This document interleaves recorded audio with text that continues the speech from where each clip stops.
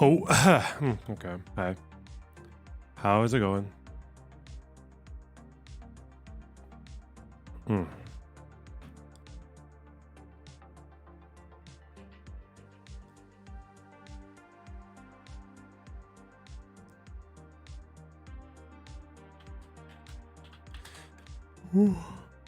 Hi. Thank you for streaming today. Very nice of you. Oh yeah, I always give back. I always give back to the community, you know? My voice is back, I think. That's nice. Hmm. You know how it is. One stream at a time. I think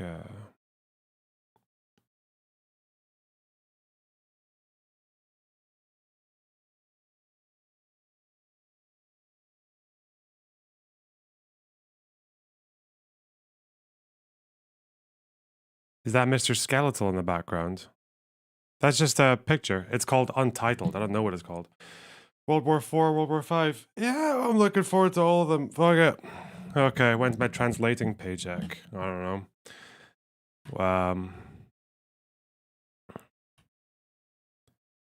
Get you some shekels when I see you. Who knows? What the fuck is this? Oh no. Reddit, shall we? I need to answer some messages as well. Fuck.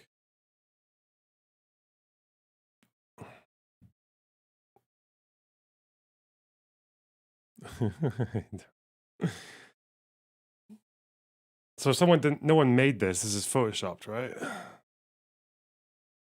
I think it's actually, it's feasible. I don't know. I always thought if I was going to be a figure, I'd look better in Lego. I made it, lol. Oh. Alright. Haters will say it's fake. True. Did someone actually take this picture themselves, or is this just a grabbed picture with the stuff edited over it? It looks like this has been taken from somewhere because it's got the fucking copyright thing at the bottom. Build a box. True.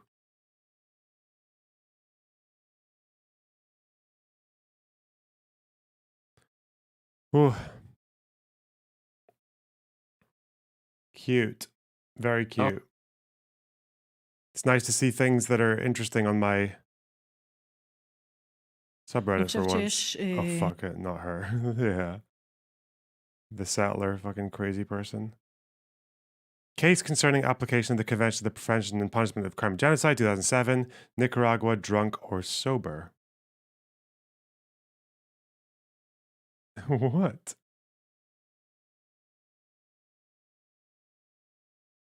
Huh. Okay. This is old then. This is like 2000 fucking 7. Okay, whatever. Are you still going to Israel, or are you afraid that there'll be an Iranian drone with your name on it? Probably more likely I'm still going than I am worried about getting drone struck by Iran. Because it was okay. It was good to know that the Iron Dome was protecting me, but now it's like fucking Jordan, Saudi.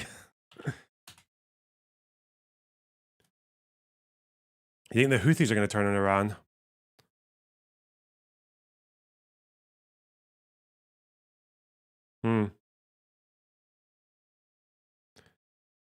Nah, fucking fine. Oh, No Justice is on like 150 viewers now. I seem to recall when she was only like 20. That's going well. What's she talking about? If what people were working towards in these jobs was something that in some way benefited society. Like, if you were working at a charity, if you were working at something which had a broad, understandable social purpose, you might have the drive to want to do your best for the good of society because you can see how the thing that you're doing benefits everybody else if you work hard at it. It's funny because she used to kind of circle around the me and Chud Logic kind of area, and we like the three of us used to be in each other's chats and shit like that. And she still raised me every now and then, but now she's like going on Novara Media and shit. Chud's doing whatever the fuck he's doing. She's a regular on Novara. Yeah, I know she is. Yeah, I see that. Pretty cool that she landed that, actually. Good for her. Uniting the Middle East against a common enemy. Yeah, because Afghanistan's not even Middle East, are they? No, Iran, sorry. Yeah, they're not even really the Middle East. They're like their own thing. Is Novara good? They've got good moments. They're very partisan left, like very, very far left. And I think they have British more recently moved.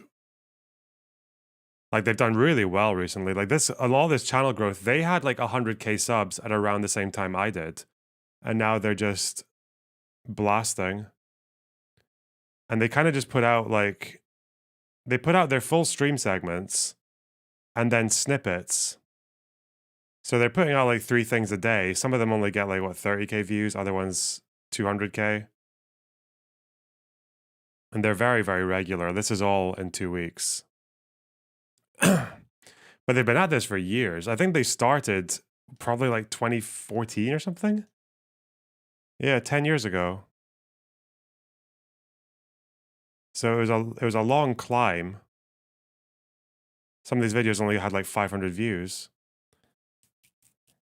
David Harvey, look at Aaron Bastani 10 years ago. If you could summarize capitalism, what would it That's fucking mental, dude. It is very funny when Aaron Bastani fights with leftists because he's like, he thinks police are all right sometimes.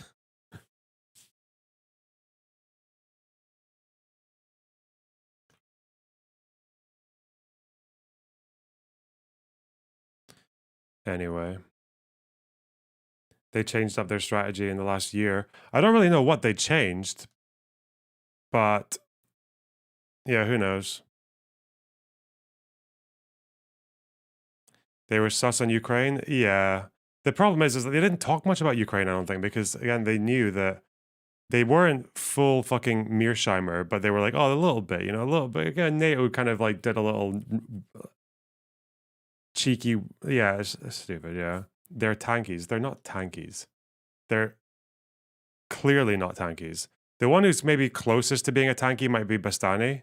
He has tanky moments, but like barely.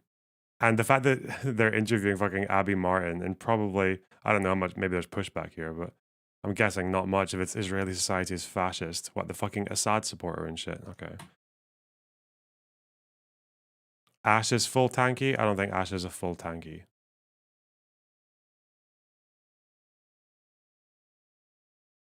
At least I have not seen the evidence of that. Whew.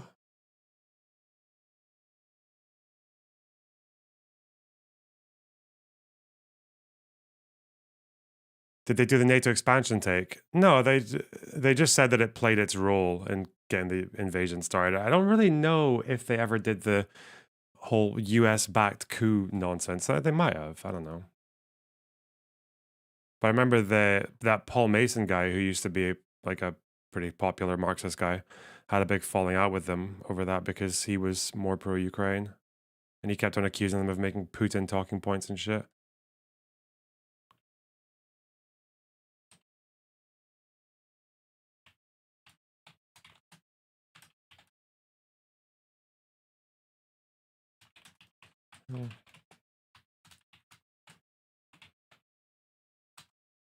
Okay. Okay. Rare Mason W there. I don't even know what happened to Paul Mason. I know he basically nuked his entire audience, moving over to becoming like a center-left liberal. But I don't fucking know, man. Now he just gets ratioed on Twitter like every day for the last year. I don't know.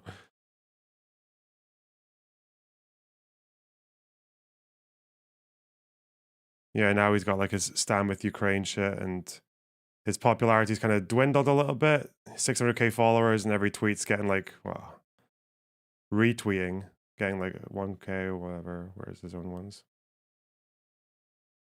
Yeah, this guy had a bit of a tumble. Pro Keir Starmer tweets. This is the funny thing is when people say that if you move away from the far left, people assume you're doing it for money. I'm like, bro, what fucking money?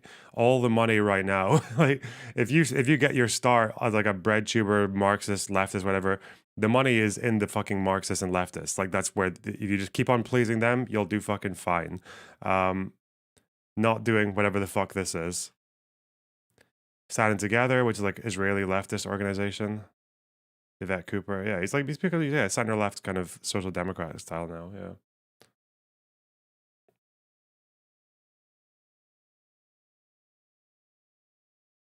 Anyway.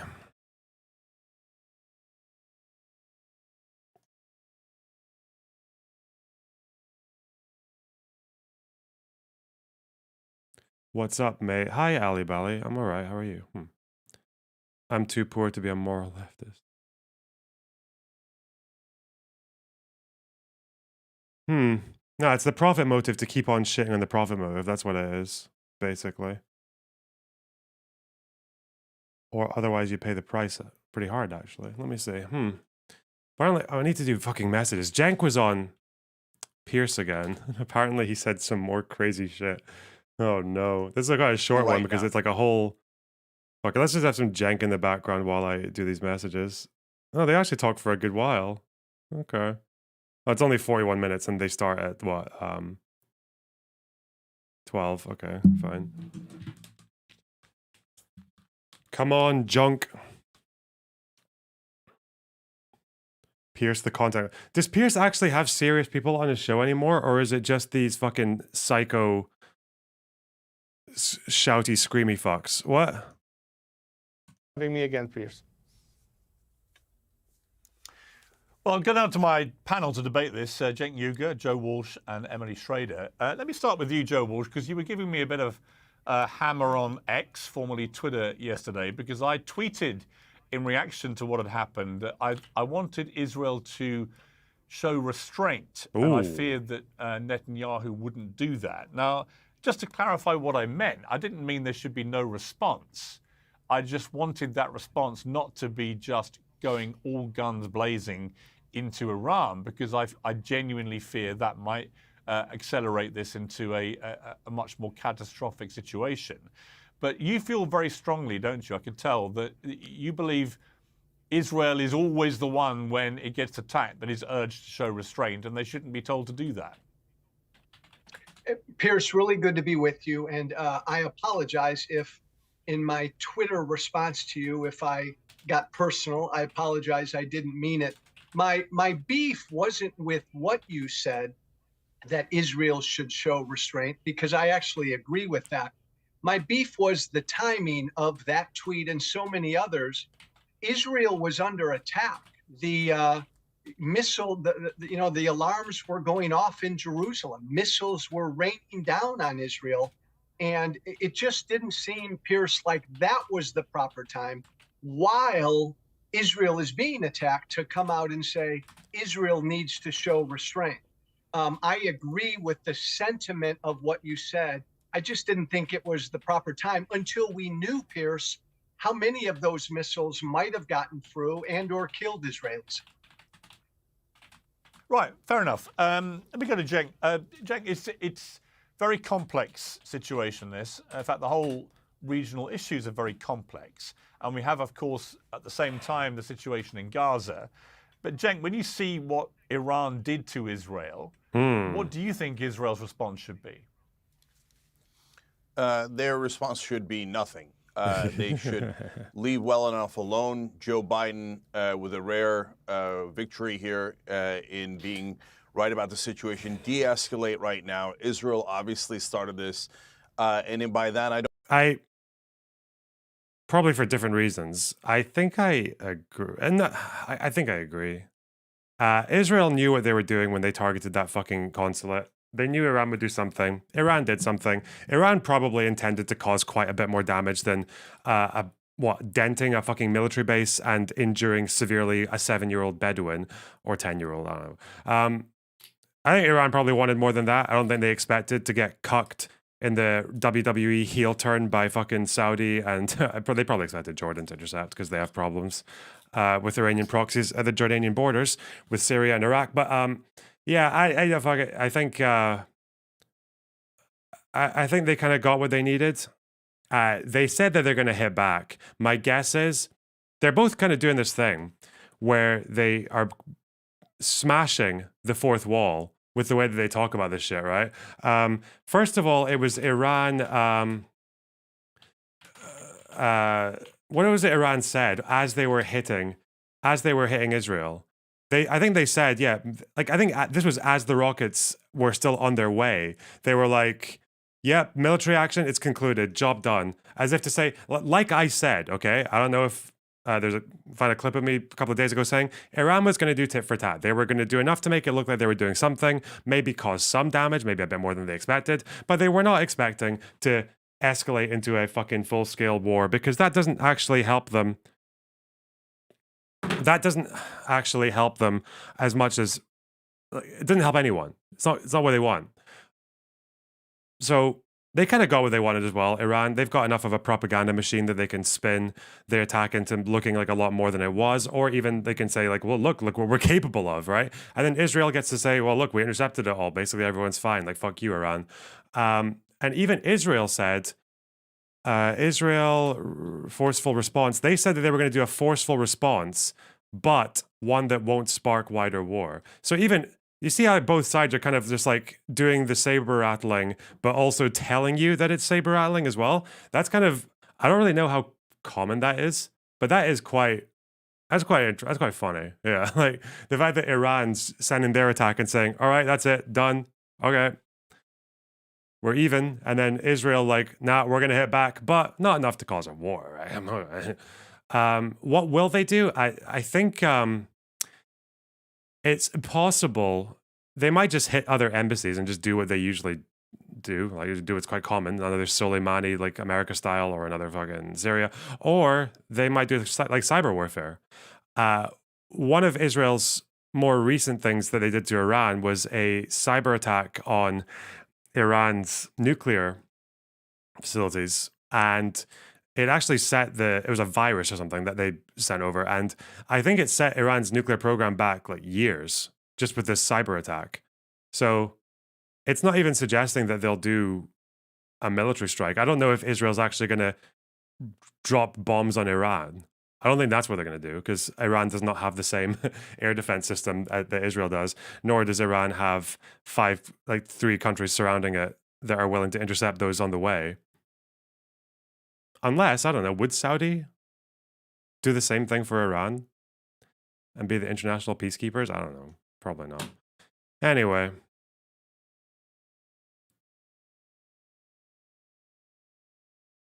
I don't mean we can get into, oh my God, their proxies and the Hamas, but then the occupation, and we can go all the way back to 1948. What I mean specifically is they attacked Iran basically on its home soil by attacking the consulate, killing their top general, etc. It was an act of provocation. It was meant to get Iran to retaliate. Netanyahu has been dying for a war with Iran for about 2 decades now. He definitely started this. It left Iran absolutely no choice but to respond, and they responded in a way that basically showed their theatrical head movements. Hand, which was, we don't want a war. They gave 72-hour notice. It took the drones several hours to get there. If Iran wanted to do damage inside Israel, it would not have done this type of attack at all. This was Iran basically saying, look, we have to appease our domestic audience here and tell them, oh, we were tough and struck Israel back. But they knew they were going to get no casualties. So we had a tit for tat. We should leave it alone right now. If Israel goes back and hits Iran again, then there's going to be no end to this. Then Iran is going to have to respond, and this time it's going to be real. And people are going to die in Israel. It's a terrible. The Jordanian Minister of Foreign Affairs said they would intercept Israeli strikes to Iran if they passed over Jordan as well. Radical centrists. Hey, good old Jordan, eh? Jordan never wants to get involved. That's their whole thing. They're just sitting there, vibing. The spirit of King Abdullah reigns supreme. Are you going to do the cast report today? What do you think, Psychodynamic? Look at my title of the stream. Yeah. Yeah. Disastrous idea. They should definitely stop right now. Okay, Emily Schrader, I can see you, I would say not entirely agreeing with what you've just heard. Uh-oh. Yes, I strongly disagree, as you can imagine. I think the entire premise of asking Israel to exercise restraint rather than deterrence is a fundamental part of the problem here. I mean, as the Crown Prince mentioned, the Islamic Republic Right. has been doing this for many, many years. It's a fundamental premise of the regime since 1979. They have been sworn to Israel's destruction. They have been sworn to America's destruction. This is a fundamental Michael Grant, thanks for the $9.99. I really appreciate that. Wow. Thank you for the hard work you do. You're awesome, Lonerbox. Oh, wow. Thank you so much. The hardest job. I will have to stop early tonight because I got a meeting, but I really appreciate the dono. Thank you. value of the Islamic Republic. And not only that, but I find it very interesting what Cenk is saying right now, because the majority of the Iranian people, both inside and outside of Iran, disagree with him. In fact, there are thousands and thousands of Iranians who wish that Israel will assist the people of Iran in bringing down this regime. We are not going to see a better future in the Middle East for the Arab Muslims, for the Iranians, or for the Israelis in the Middle East until there is regime change in Iran. You know, I saw an article from Foreign Affairs or Foreign Policy or whatever, like a year ago, maybe a year and a half ago. It was when the Iranians were protesting against the morality police veil shit, those protests. And there were people suggesting that it was this whole article, like a very long piece, a lot to do with American failures at intervention in the past, like Libya, Iraq, and all that shit. But then they were saying that America shouldn't stay away from its role of spreading democracy or whatever. They should just do it in different ways. And the things that they were suggesting was things like giving Starlink to the protesters and just like no boots on the ground and no airstrikes, but just kind of like beefing up the protesters. Because Iran is very, like the regime, I have no idea. Has America ever done it like that before? Yeah, I don't know. Just a very strange piece. I hope that's what she's saying, though, because I don't know if she's actually saying that there should be actually like CIA regime change in America again, I suppose. But I don't know. I think that does feel like it's Israel's strategy. I feel like Israel's strategy is to just keep on setting back Iran's nuclear program until the IRGC is eventually like removed, until the Ayatollah is eventually overthrown. I think that's what they're hoping for, because the Iranian regime is very unpopular. The Iranians are out fucking protesting year after year after year. It's not like last year was an exception. They protest all the time against the government. They oppose the government constantly. Do I keep saying IRCG? Sorry, IRGC. I always do that. Sorry. If you could pick regime change in one country, which would you pick? I don't know, Russia maybe? When you say regime change, it's obviously implying that I know what the regime's going to change to. Obviously, actual regime change in Russia right now would be someone worse than Putin, who thinks that he's doing a bad job at fighting the war, right?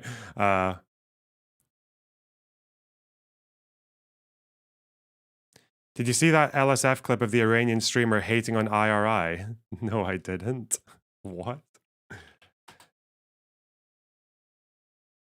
I don't think Iran has any love for Israel. Like, the people don't have any love for Israel as much as they don't like the regime. But obviously, if Iran were to become a more democratic or a more secular or a more forward-leaning state, like it would become a lot more, that ideological drive to be at constant odds with Israel is like not really going to be there. I know Netanyahu tried to cite this study that said 30% of Iranians want to normalize relations with Israel, but I think it was basically nonsense. Let me see. Didn't Netanyahu do this? Yeah. And experts basically dismissed it and said it was nonsense. Yeah. Experts dismissed poll hailed by PM showing 30% of Iranians want Israel ties. There's a survey commissioned by Foreign Ministry, Netanyahu claims, also saying 48% of Iraqis and 30% of Saudis. Pollsters say it's flawed. Really? Was it flawed? Yeah. So the people of Iran might not have any love for their regime, or any love for Israel, but if regime change would probably make Iran a lot less like devoted to that cause of just spreading tension and destabilization around the region. because that is obviously like religiously motivated as well as politically. So And to say that Israel started this is preposterous. It's not Israel that has a countdown to the destruction of Israel in the center of their largest city. That's Iran. It's Iran who has wait, made well, how long is that countdown?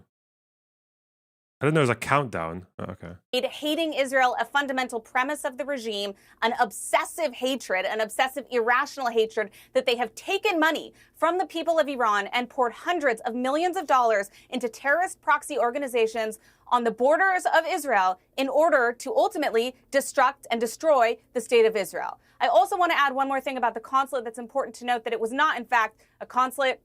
It was an annex of the consulate. And even if it was a consulate under international law, it is permissible to strike when it's being used as a military headquarters to plan and conduct terrorist operations. Israel is in a state of war. We're in a state of war with the proxy of the Islamic Republic of Iran, Hamas, and that is what that commander who was killed in that strike was doing there. So this is a legitimate target, even though Israel hasn't officially claimed responsibility.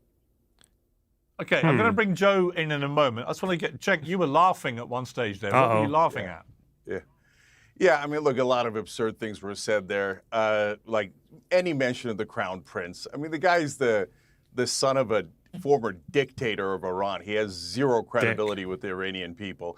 Look, the Iranian regime is That's absolutely a false. disaster. He is the most he is the most popular figure of any Iranians. Are you Iranian? Ask the Iranians yourself. Okay, it's very, very clear. Oh, please, While there are some people who don't support him, the vast majority of them do support the Shah. Is she just going to talk over me? Because is this the Shah? Let me see. I think diaspora Iranians, obviously, but not people in the country. No, is he massively popular in the country? Wait, hang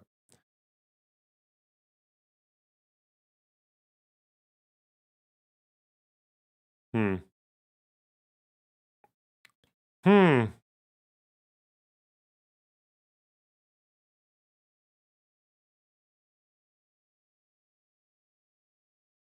Oh, okay. What the fuck? Let me see.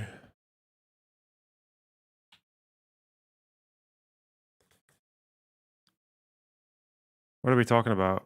Where is this? The wiki's saying something, but it's leading to a link that is...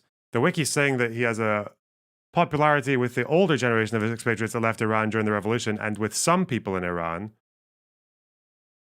Is she talking about Americans or Iranians?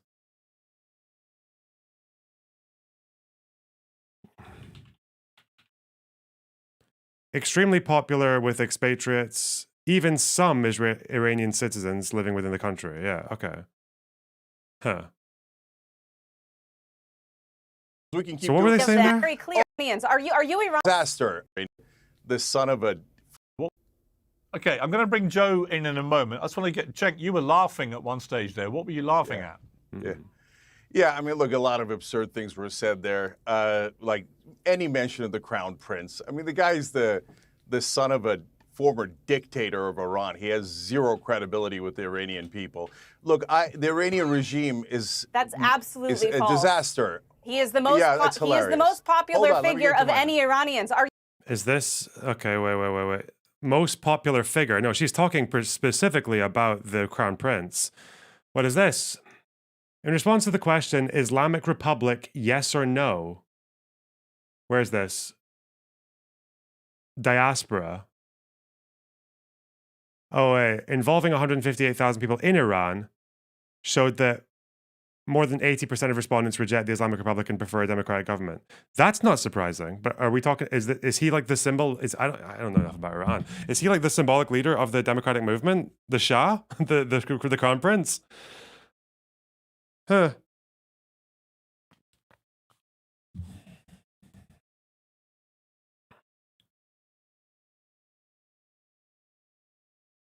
What?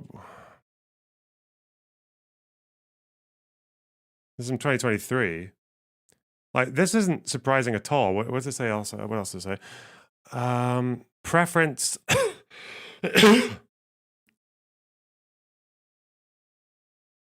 The CIA always wants to install dictators. I feel like they haven't done that many times in the recent decades. I feel like some people just hang on to Cold War history from like the 1950s, 60s, 70s, just like for dear life, and that's like their only foreign policy analysis when it comes to the United States and dictatorships around the world that they oppose. We did the Shah in 52, 53?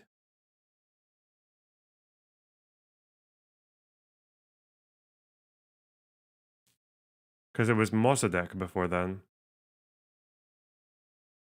I think the British were involved as well, weren't they? At least they favored it because of oil, the British Empire. Yeah. But the Shah's regime was not good. It was good for the West, but it wasn't good. The guy had like a secret police and shit. Yeah. Okay, let's see. The coup was popular. What? The Shah's coup? Well, you know what else was popular? I don't even know if that's true, but do you know what else was popular in Iran? Was the revolution. The Islamic Revolution was insanely popular in Iran.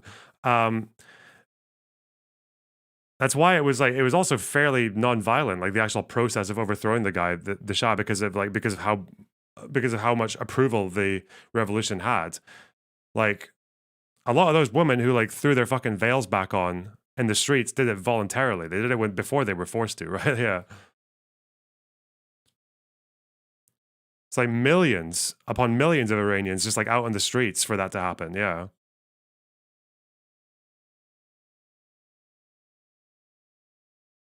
In the follow-up question for those who answered no, they were asked about the preferred democratic and secular alternative political system. Of those, 28% inside Iran and 32% outside would prefer a presidential republic, 12% and 29% parliamentary, 25% constitutional monarchy. Oh God, can you imagine after all these years if Iran goes to being a fucking British system again? A British, because were they not a constitutional monarchy when Mossadegh was overthrown?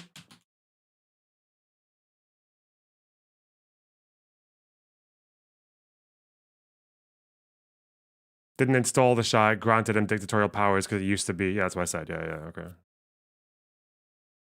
Yeah, the Shah didn't come out of nowhere. It's not like they just picked a king and threw him in there. He was already the king. Yeah, he was already the monarch, but he wasn't like. There was also a democratically elected prime minister. Was he, or was he a president?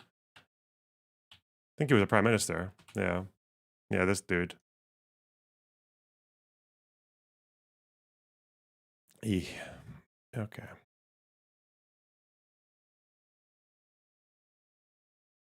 Are you Iranian?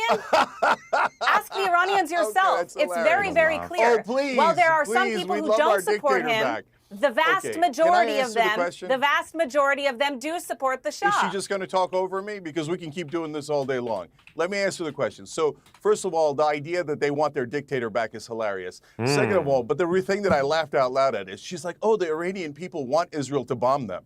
Do they? Do they? That's the most preposterous thing I have ever heard in my life. I said the Iranian people want...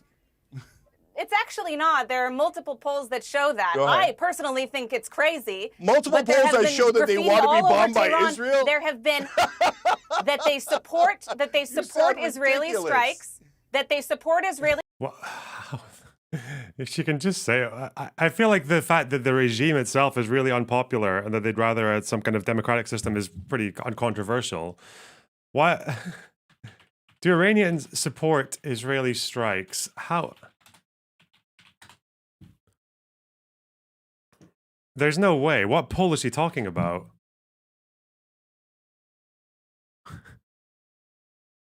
So I can see a poll saying Israelis support strikes against Iran. 29% support an immediate one, 37% want a later date, and 25% oppose. Over half of Israelis oppose counterattack against Iran. Hey, look at that. Good old Israelis, eh? I think they're gonna. Only guessing. It's not predict. I mean, just a guess. I guess it's gonna be a cyber attack, but who knows? Or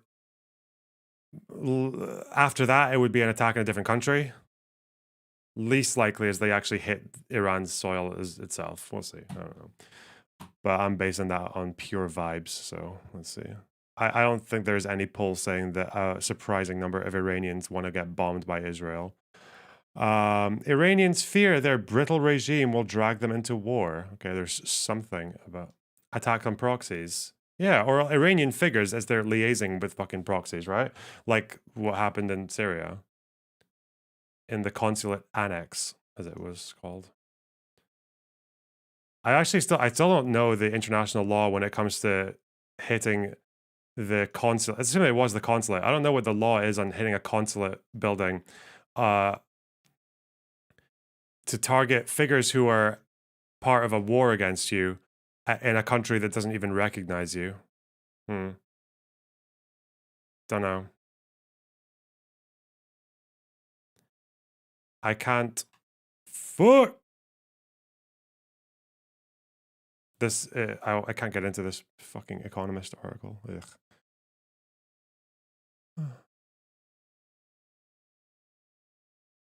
Anyway.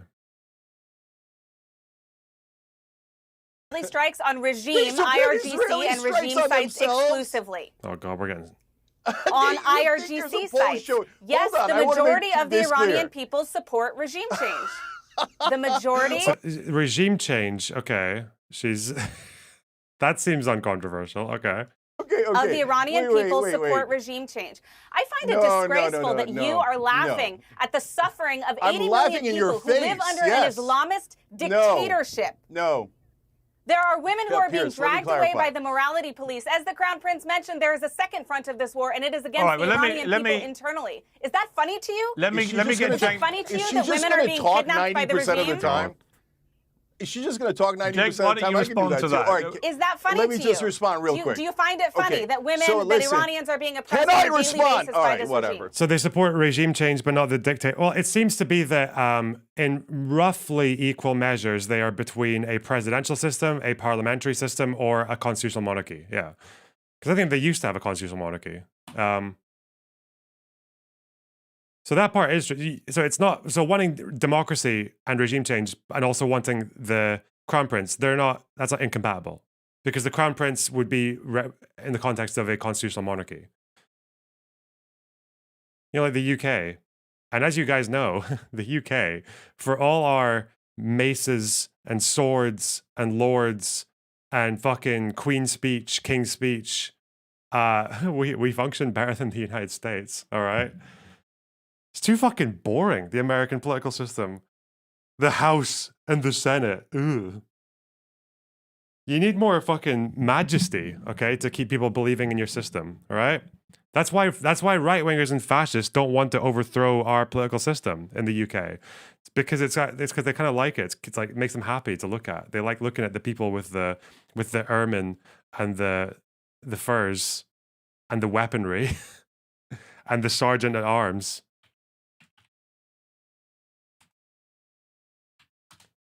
Look, this person.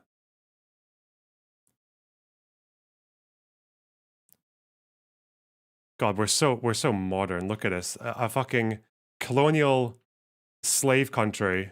And now we've got a fucking black dude as the sergeant of arms. What an amazing country, bro. Look, you know what this guy does is if politicians are misbehaving, like if they're sitting in their chambers and they're trying to delay by not turning up for a vote that they're needed to be there on, or like to turn up to a debate or whatever, this guy will come up to them and fucking like chase them into the house with a sword. He'll like follow them with a sword behind them.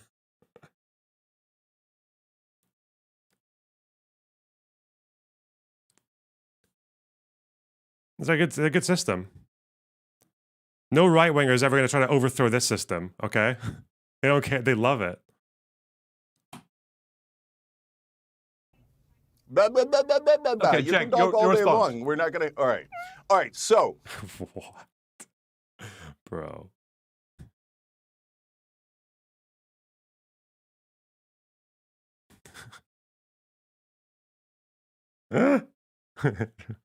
quick. Do you find it funny Okay, that women, so that listen. Iranians are being oppressed Can on I a daily respond? basis All by right, this whatever. regime? Okay, You Jack, can talk your all day response. long. We're not going to. All right. So, listen. Bro, the Iranian Pierce is mogging his audience. He knows what he's doing by bringing all of, because I guess he tests the waters at the beginning by bringing his variety of guests, and now he's just like, And now he's filtered out the most clickbaity fucking nutter guests, and now they're just his regular cast, the regular Piers Morgan orbiters. Regime is terrible. I don't want Muslim fundamentalists in charge of Iran, and the people of Iran don't want Muslim fundamentalists in charge of Iran. So saying that they're against the regime is obvious. That's not the point. The question is, what are you going to do about it? If you said, hey, there's an internal revolution, and they're disgusted by the way that the Iranian regime is treating women or its own citizens and not giving them freedom, I totally agree. But if you claim that they want Israel to bomb Iran in order to effectuate regime change, you sound, it's not even, you don't even sound like a lunatic. You sound like you're a comic or something. You're trying to make a joke. That's Well, why first I'm of all, it's laughing. not No, me the saying Iranian it. people First of all, do it's not not me want saying to it. be All right, bombed. let me bring in Joe. by Let me bring in Israel. Joe. But furthermore, All right, let me bring in Joe. Joe's been waiting very patiently. Joe, here's my question for you about this. Yeah. I'm not a conspiracy theorist by nature, but let me just put an idea out there about what may be really going on here. It doesn't seem to me to be a coincidence that October the 7th happened when it did, or that Iran chooses this moment to attack Israel directly, and that it may all be linked to the Abraham Accords, to the normalization of relations between Israel and many of the Middle Eastern countries, to the fact that Saudi Arabia was on the verge of joining that normalization of relations with Israel. And that for Iran, this is the ultimate nightmare.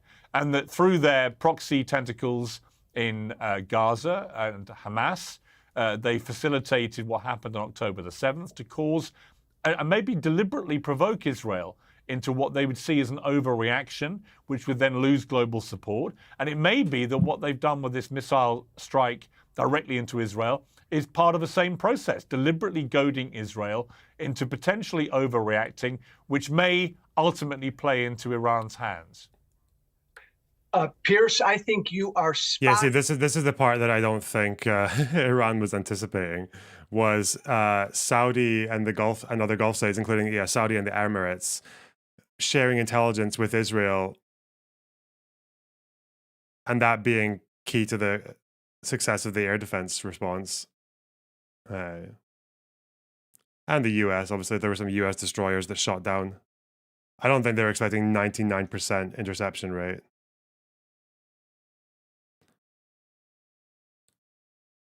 What a dramatic turn. I mean, I know Saudi and Iran don't get along anyway, but obviously Saudi doing that, Saudi would have done that and weighed up the fact that it would have pissed off their local population as well. But obviously they've just felt like that level of dissatisfaction is something that they can handle.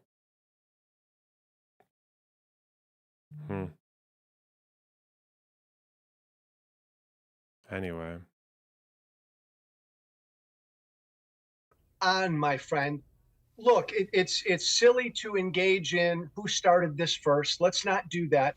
Also, I don't know how credible this is. Yeah, I think it is though. Yes, even this at the same time around this, Saudis just a day ago, the Saudis also said that Iran had instigated October 7th to sabotage the normalization deal. I think people have hinted at this for a while, that the idea that Iran was involved in October 7th, or at least the planning of it, or even it might have been their idea, but I don't think this is the first time we're hearing Saudi actually claiming that, I'm pretty sure.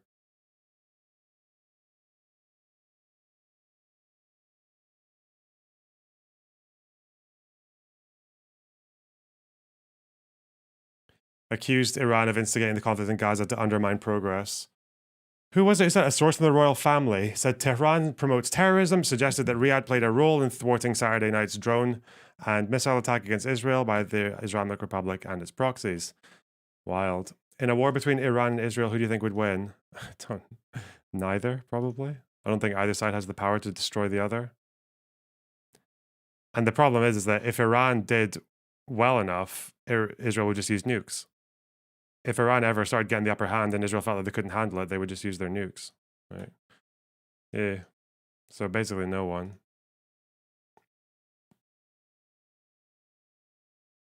Yeah. We all three of us agree that Iran's ruling regime is an evil regime.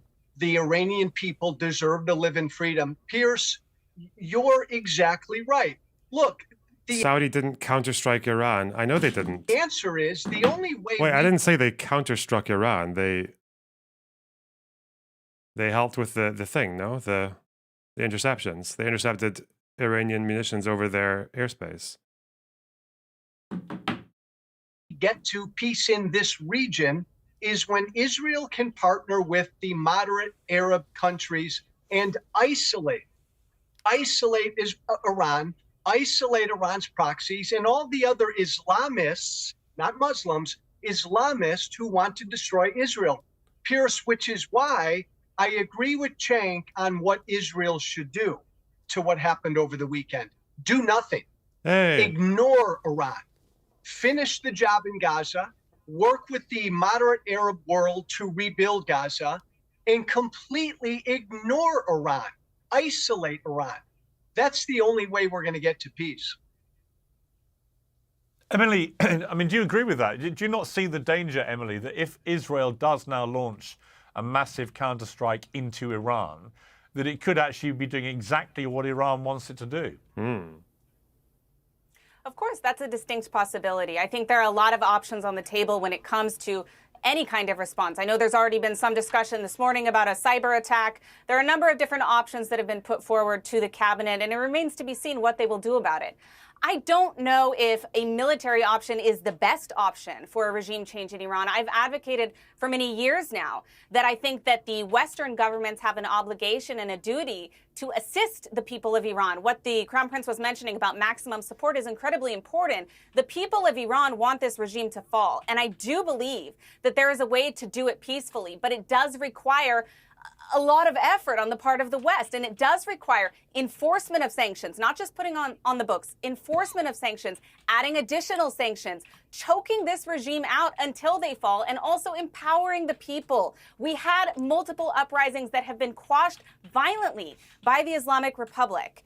The people are ready. We need to support them. And we haven't seen that from the Western world. We haven't seen that from Europe with their failure to designate the IRGC. We haven't seen that with the enforcement of sanctions. We haven't seen that with a very, very weak Iran policy from the Biden administration.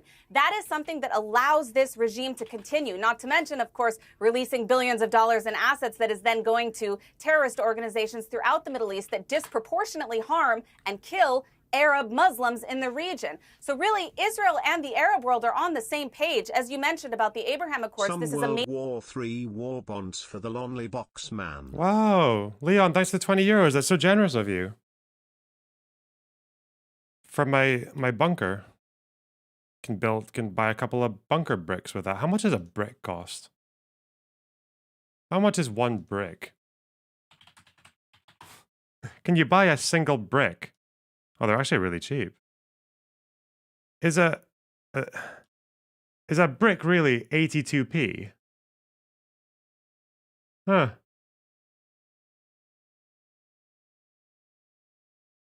Not bad. Less than £1 for a brick. And that's singular. Obviously, it'd probably get cheaper per unit if you went up, right? 53p for a brick. How many bricks do you need for a house?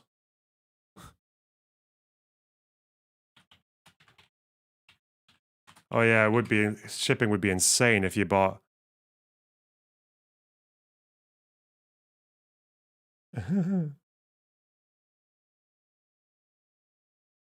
In Kenya, okay. Need 3,000. All right.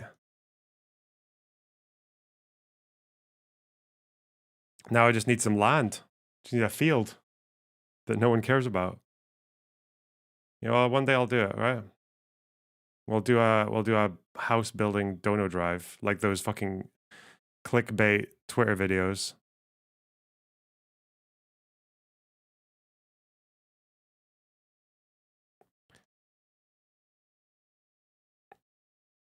Major threat to the Islamic Republic. This is what they're seeking to destroy. They are an anti-peace entity.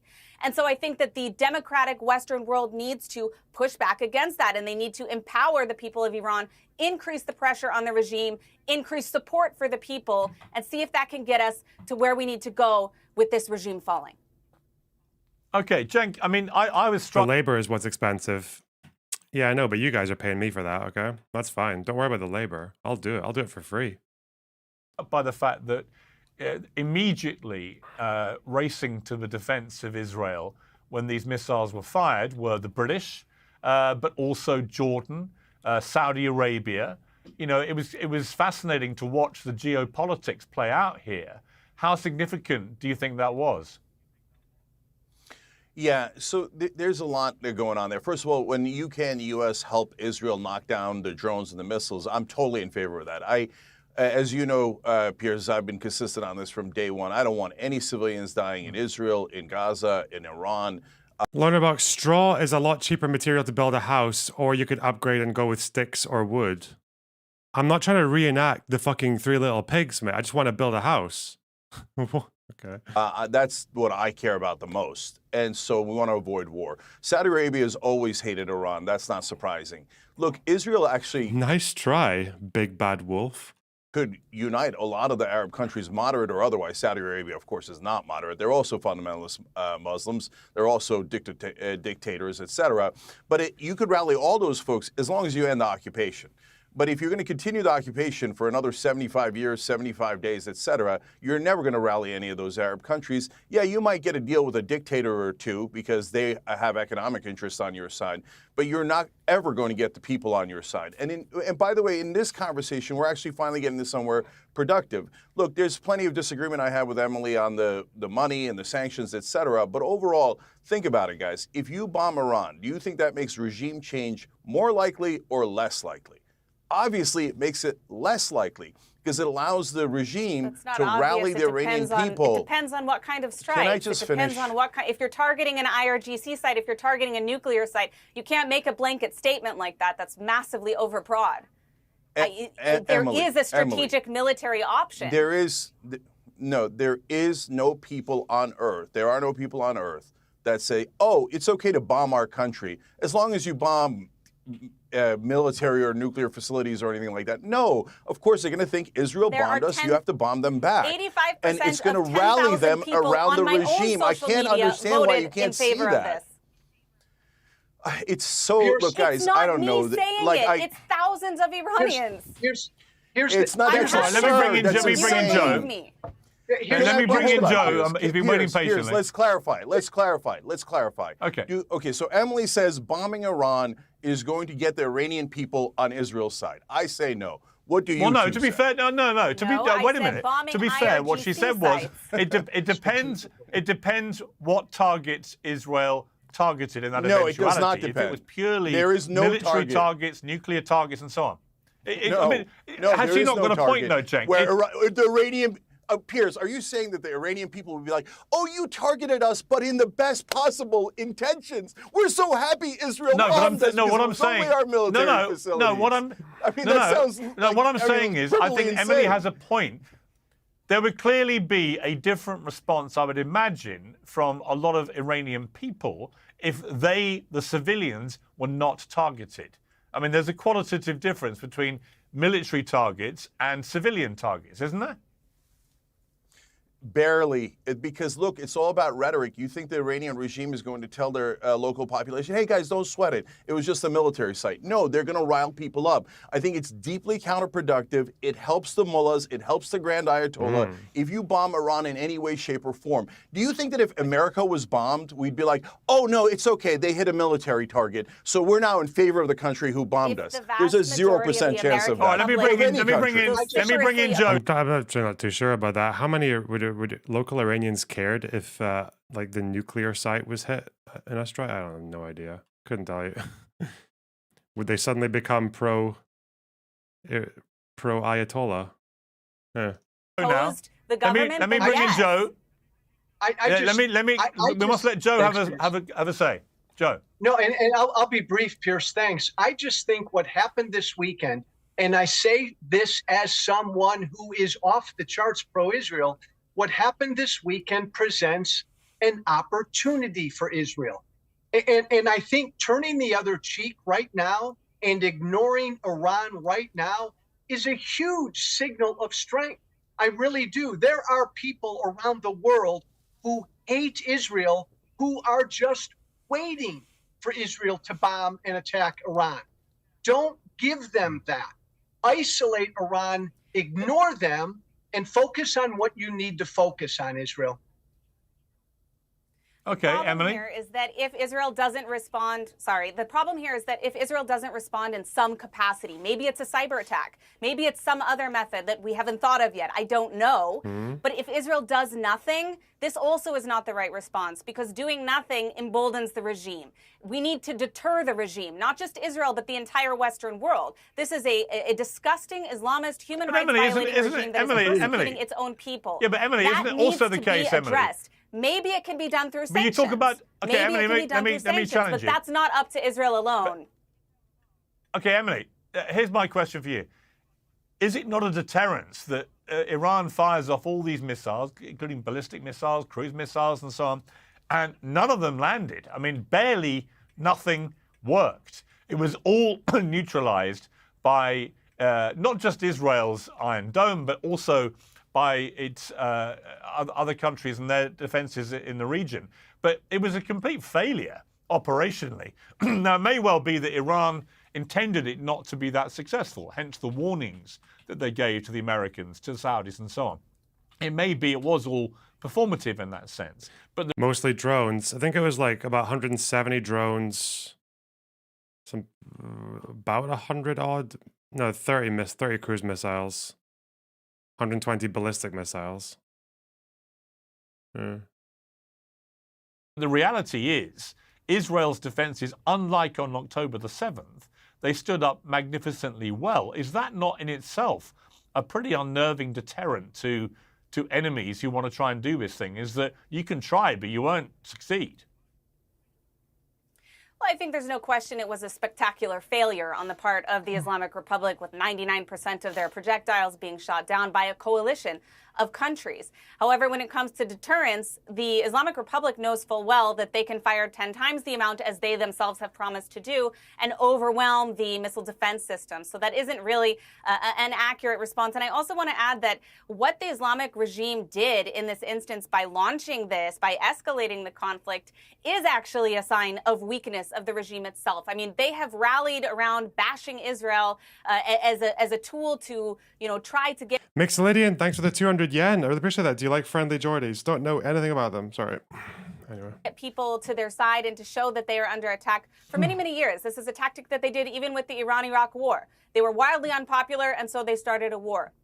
That being said, you can see that in the timidness of their strike and the fact that Hezbollah, which is an arm of the Islamic Republic... Who started the Iran-Iraq war? Did she say Iran started the... What? Pretty sure Iraq invaded Iran, no? What did... Wow. She's just kind of throwing out a lot, isn't she? Okay. in Lebanon didn't go full out on Israel, although they also fired rockets, that they are not prepared. And that could be for a number of different reasons. But I don't think that they're looking for a full-out war with Israel right now. Despite that, they did escalate the situation. And I think that Israel has an obligation to deter them and to respond strongly and ensure that this type of thing does not respond again, or does not occur again, I'm sorry. All right. I'll come to Cenk in a moment, but Joe, you don't agree with that? No, Emily, look, I agree that Iran is vastly weakened after this weekend. But man, you bomb them, you go after that regime militarily, you will do nothing but embolden them. They are weakened. So keep them on this path. Show your strength. Look at them and look the other way and do what you need to do. They're weak. I feel like Jeffrey Epstein is kind of offering the more balanced perspective here. He's kind of doing the best contributions so far. Continue to isolate this them. only works. This only works if you have the coalition of other countries, if you have the West involved, if you have countries that are willing to enforce sanctions, that are willing to designate the IRGC. No, they don't. It's been years, and Europe has refused to designate the IRGC. They're not enforcing sanctions. The Biden administration is weaker than ever. They're releasing billions in frozen assets over and over and over again. Appeasement doesn't work. Every time we appease this regime, executions go up, nuclear proliferation goes up, funding for terrorism goes up. Let me bring in Cenk. Let me bring in Cenk here. Cenk, you're shaking your head there. Do you not agree with the principle? The Crown Prince said the same thing, that appeasing Iran in any way has turned out to be a completely pointless exercise. Oh, Yeah, that's 100% wrong. We had Iran completely contained under Obama. We did a great deal. We took the uranium out of the country. They had no nuclear program. Then that idiot Trump came along, egged on by the idiot Netanyahu, and said, oh, let's get out of the deal so they can start doing uranium enrichment again. That was such a terrible idea. And now Iran is more emboldened and more dangerous because of that right-wing mentality of always go maximalist. You think like that people don't know that Israel will try to obliterate Iran if they have a war? Everybody knows that, okay? Everybody knows that Israel has nukes. Everyone knows that Netanyahu is a warmonger and will do vicious things. It's not like we can't see Gaza. No, but you're not going to help the people of Israel, let alone America, which I want to come back to, if you start this giant war in the Middle East. Here's what the people, the government of Israel, I don't think understands at this point. They're in great danger of losing their. You all sound like Emily when you're standing firm on those IDF takes. What the fuck have I said today?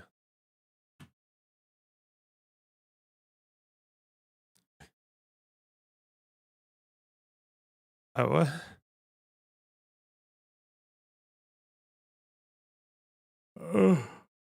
I know Ayub's only argument is, you like Israel. Okay. It's not really a point though, is it? It's not really an argument. It's just kind of like a statement. It's like a statement of opinion. Oh, well. The American people for the first time in my life. The left wing can't stand what they've done in Gaza, but I got news for you. A ton of the right wing can't stand it either. And here's what we're all unified about. We don't want to go into another disastrous war in the Middle East. MAGA doesn't want that. Progressives don't want that. The only people who want that. Coming to you. No, it's not. Israel wants the war. America doesn't want the war. Has promised from day one. That is what the Islamic Emily, Republic, the little Satan is Israel and the big Satan is the United States. This is their ideology. I'm not they are not motivated. They are not motivated by reason. They're motivated by extremism. You are missing the point. We can talk over each other all day long. You can keep saying no, it doesn't change the reality. Okay, here's the reality. America doesn't want to go to war. If any government official, whether it's Biden or Trump, if anybody brings us to war, they will pay a massive political price. And by the way, so will Israel. If Israel drags... Did someone say that? What's this LSF video of the guy shitting on IRI? Where's that?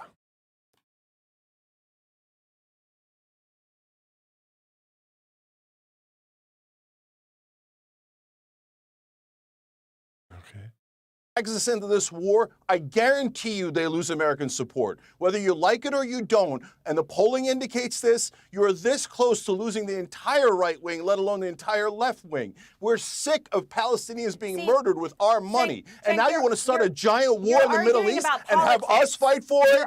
Here's how many troops should go into a war in the Middle East. Zero. T, thanks for $2. Everyone except for Joe the Reasonable is... disabled. Okay. Wow. Jesus. A bit fucking edgy, isn't it? America doesn't need to You're arguing about politics and popularity. That's not the issue here. If Israel wants to start a war with Iran, good luck to you. Vintage Jank, let's America go. should have nothing to do with it. Nothing. I'm sick of Israel starting hostilities, killing Muslim people, and then saying, America pay for it. America fight for it. Zero kids should go and $0 should go. If the goal, and I think all three of us can agree to this, if the goal is to defeat Iran's ruling regime, you have to be smart. And if you respond militarily right now in a big way against this regime, that will not defeat them. Emily, I'm with you on your end game, but we have to be smart. And it would be terrible.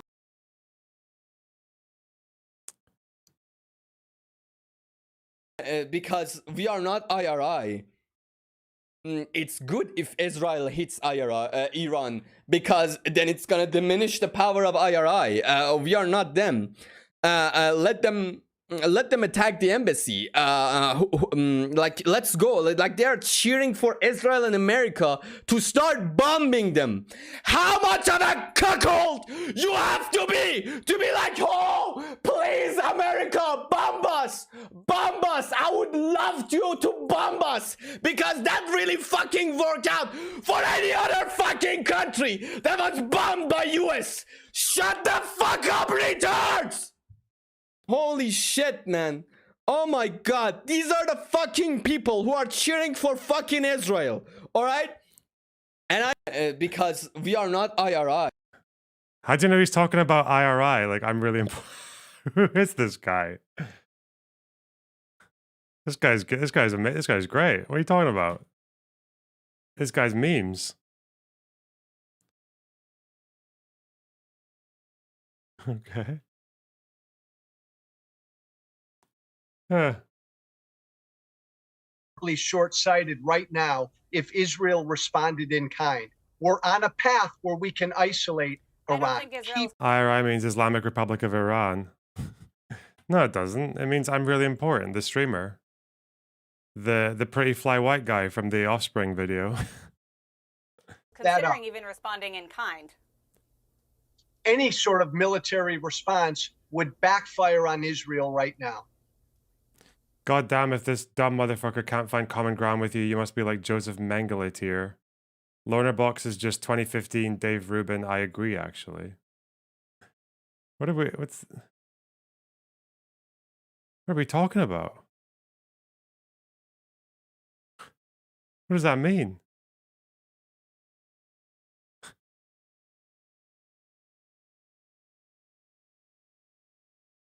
Huh.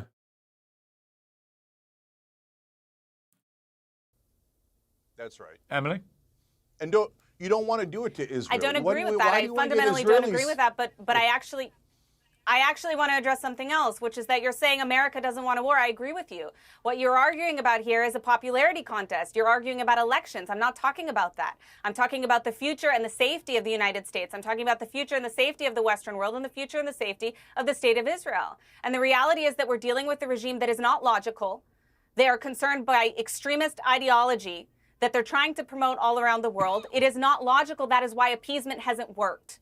And it's not going to work. And we've been trying to do this for 45 years now, and it hasn't worked. So try something different. We need to have a smarter, a better approach in order to bring down this regime. And you saying, oh, we shouldn't do X because of popularity, that's not the question. America and the West and Israel need to do what they need to do in order to protect themselves, even if sometimes it's unpopular. Now, are we at that point today with Iran? I don't know. That's not a decision that I'm making. But for you to say, oh, because of popularity, it doesn't matter, because of elections, the people of Iran who are suffering under this regime for 45 years, the people who are sitting in Evin prison because they went to a protest a year ago? Does you think we've been trying to appease Iran? I really don't get that. Like, even fucking Trump of all people, like, even though the nuclear deal was fucking stupid, like Trump, like Soleimani was under Trump. Ugh. When they say appease Iran, they just mean not going as hard as we'd like them to. Yeah, silly. That doesn't matter? Shame on you. You want to lose American elections and then lose all money to Israel? Go have at it, Hoss. But that's not going to help Israel at all, okay? So stop going in a counterproductive direction. All of this warmongering is totally counterproductive. It hurts Israeli citizens. Obviously, Iranian civilians would be hurt. But America, I don't understand how Israel's our ally. All they ever do is drag us into wars, drag us into conflicts. The idea of America's not safe unless we attack Iran Israel is on the front insanity. lines of the America's war that will come to perfectly- the United States if The Israel's front not lines of fighting a war it, they then. started. Front lines of a war they No. started. I don't see No. how this has anything to do with American interests. Have you not Iran heard? and, Have you and not America heard the Ayatollah Iran's speak not about the attacked United America. States? I would want to know how Israel started the war with Iran. That's like, if you want to talk about Palestinians, you can make that argument from the history and everything, but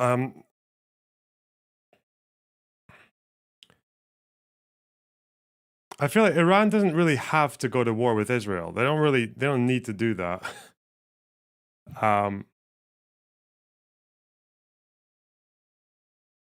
The consulate strike. Was the consulate strike the first time there was ever any hostility between Iran and Israel? What are you talking about? What's Iran been doing for the last, like, fucking since 79? What have they been doing since whatever the fucking revolution was? Supporting Hezbollah, then supporting Hamas, then supporting proxies in Syria. Yeah, they've been supporting people who attack Israel.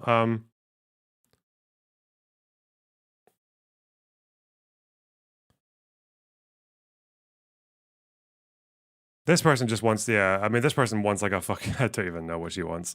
She wants What she wants is probably quite scary. That's why she's not really being too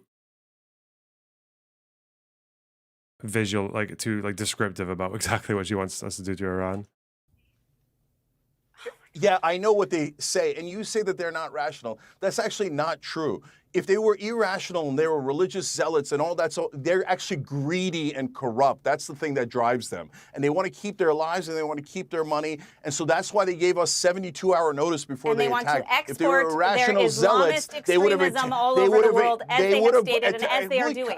I can't go on with people that constantly talk over me. All right, if they were zealots, they would have done what Netanyahu did: attack blindly and with rage and just kill everything in sight. You want to talk about? What is the other option? Iran is developing nuclear weapons and repeatedly saying intent to use them. The West is seriously so blind. But it seems to be, and again, Israel knows that. That's why Israel also knows that the Iranian regime is not immovable, which is why Israel's way of dealing with Iran so far seems to have been to frustrate the nuclear program of Iran, because it only seems to take one strategic strike or like one fucking cyber attack to set the nuclear program back years, maybe even like over a decade, and also assassinating nuclear scientists. That like, Israel can set the nuclear program back without going into a full-scale war. They can set it back. They can't take it out completely. That would take a full-scale war, but they can frustrate it. And then I think their strategy is just to do that so that they can eventually have regime change in the country. That eventually the opposition comes from within. Because there is also the risk that Israel tries to go full-on military assault on Iran's nuclear capabilities, and they fail, and they spark a regional backlash in the area, and they spread themselves too thin, and then the people of Iran suddenly start to feel supportive of the regime because the regime is fighting against the people who are bombing them. That's a pretty big risk as well. Like, I don't know, it's just not as simple as you think it is. About zealous. Look at the Israeli settlers. The fundamentalists of Muslims, Jews, You're and talking Christians about a in this regime world that are shot getting down a all of plane us of their killed. own citizens. What are you talking Yeah, about? by accident, because they're clowns. What are you talking about? Do And you by the know way- by the way, nothing Emily- about Iran? Emily- Do you know? Do you think this lady knows about USS Liberty? What about the USS Liberty? Do you think that was Israel dragging America into a war? Pretty sure that, yeah, the USS Liberty was an accident, unless you're like a Nazi. Then you think it was like a deliberate attempt to fucking to bring America into the fold. But okay.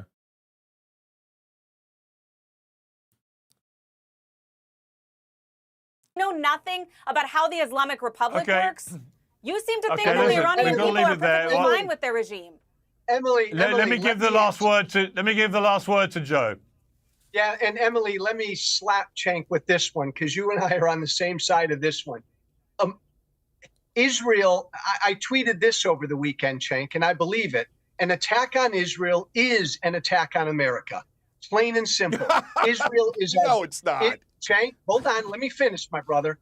Israel is our best friend on this planet. They are our closest ally. Hey, If Israel was wow. hit by any country in that region, like over the weekend, America would be there to defend it, to defend Israel, because they are our best friend. I think you'll actually find that America's best friend is the United Kingdom of Great Britain, Northern Ireland.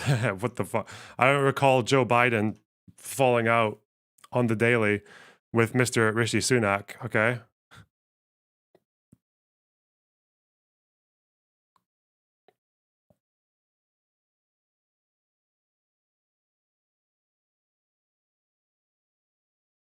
And Cenk, America will always be pro-Israel, period. No, it won't. But The we have polling to fight indicates this it's not fight pro-Israel right smartly. now. Oh, yes, we I don't know why. I mean, like, I what, do- they're I- better I friend would than say on Canada? that- Why? Go ahead, Pierce. I do think Cenk has made one. Cenk made a powerful point earlier, which is true, which is the polling has never been as negative as this towards Israel in America in modern times. So there is no doubt that there is certainly amongst younger people in America, there is a growing sense of unease about this special relationship. And that is undeniable from the polls. So anyway, we've got to leave it there. A fascinating debate. Thank you all very much indeed. I appreciate it. Thanks, Pierce. Wow.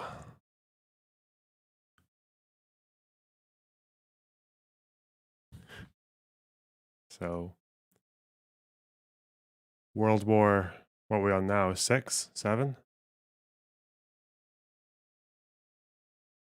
What is this? Like the ultimate example of the, Fox the News. union of government. It was Donald Trump and his warp speed Oh, program. it actually that is pushed that Fox as News. quickly as possible. It was capitalism. It was U.S. business and innovation that manufactured stuff. We don't want this Destiny guy. We want Trump. Is he running for president? Or did the research and development. And it was globalism. It was us The working with fucking BioNTech chat. in Germany. It was manufacturing those nanolipid particles, I think, in Destiny looks like a thumb wearing a wig. Bro, what the fuck? it might have been in Norway or Denmark. Like all of this was a really cool thing, I think, that came together with a lot of different forces. But Loner Box, how are the arguments you make against dealing with Iran not 100% applicable and mirrored onto the Western views of Germany in the early 30s? Because the reason people say that we should have done something about Germany in the 30s is because of what happened, and is mostly because of hindsight. I don't actually know if it would have been the best idea to just fucking invade Germany like in 1933. Like, I don't really know how that would have worked out. I don't think anyone expected the regime to last that long. I don't think anyone expected them to like start like we attacked the Nazis when they tried to fucking conquer Europe. Maybe in like 38, maybe if Iran starts fucking annexing its neighbors and rolling tanks into other fucking countries next door to them, that might be a good time for it. That is not the same as the appeasement process, you fucking retard, happened when Germany was annexing other countries. Fucking Austria, Czechoslovakia, what do you... We sold out fucking countries to appease Germany, not like 1933 and like, oh, they're arming up and shit. Like, what the fuck?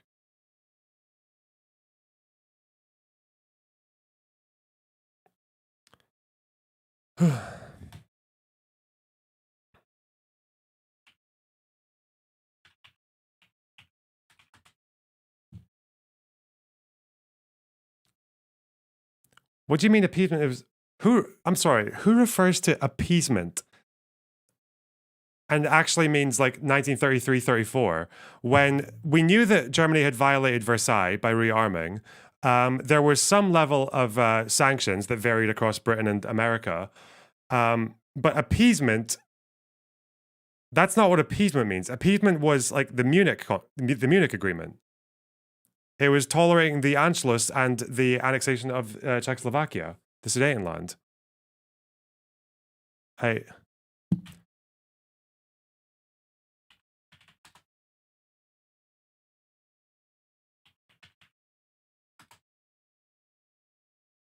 Let's see. Appeasement.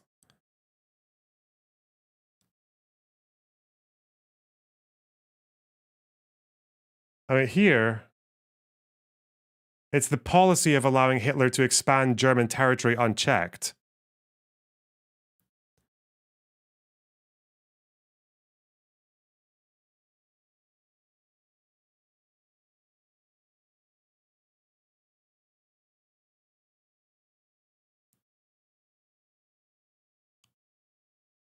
Appeasement was not...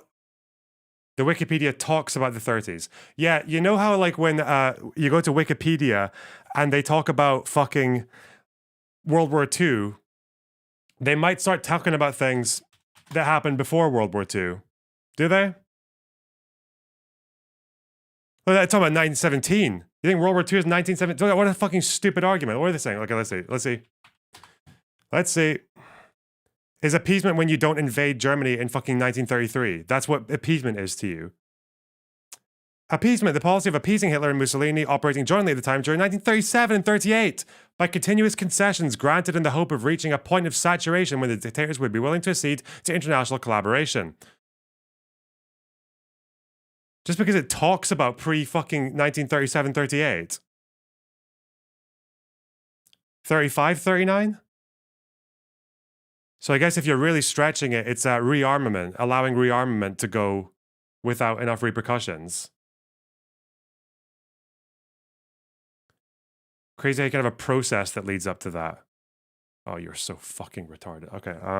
Yeah, that's, if you want to use the President Sunday understanding of words, then yes, appeasement actually started, really in like 1928 when the CIA didn't, or like maybe more like 1932 when the CIA didn't fucking coup Hindenburg. Yeah, that actually also was part of the appeasement process, for sure. W.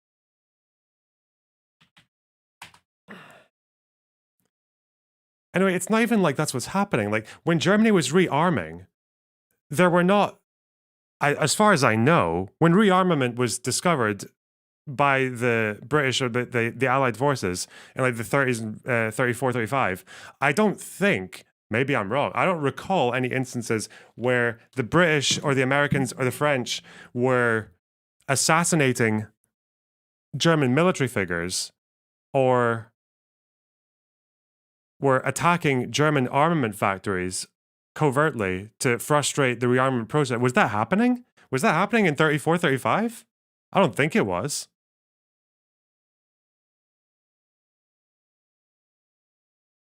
Or is what's actually happening here that I'm being given a World War II fucking comparison by someone who doesn't know dick about World War II? Is that more or less what's happening? Probably. Yeah, okay, cool. Nice one. Good.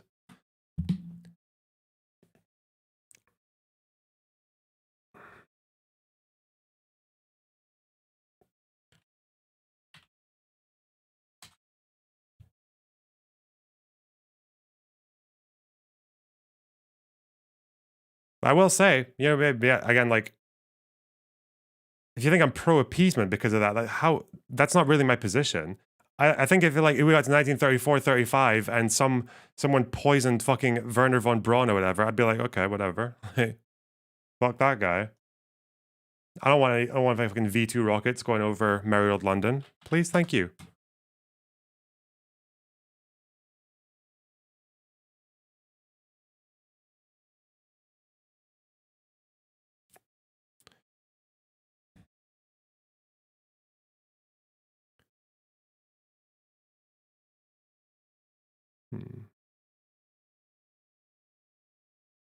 Maybe the reaction to the Rhineland remilitarization was appeasement.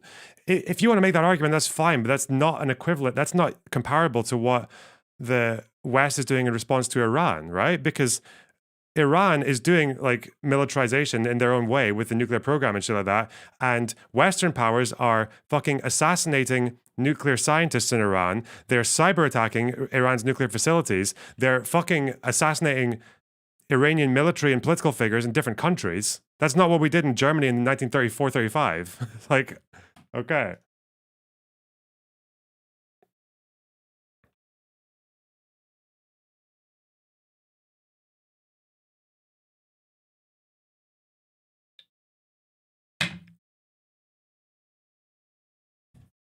Loner is correct. Well, thanks, chat. Base chatter. The most base chatter.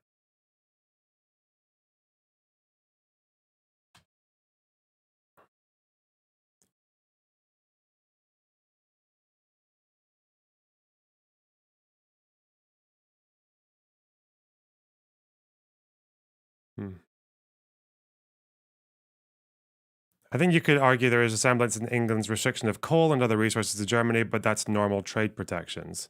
Yeah, I mean, that happened fucking plenty. Yeah, but again, that's not... I feel like what we do with regards to Iran proportionally to their development of military capability is not the same as what the Allies did to Germany in the early to mid-30s. We were far more permissive to Germany in the early to mid-40s than we are to Iran.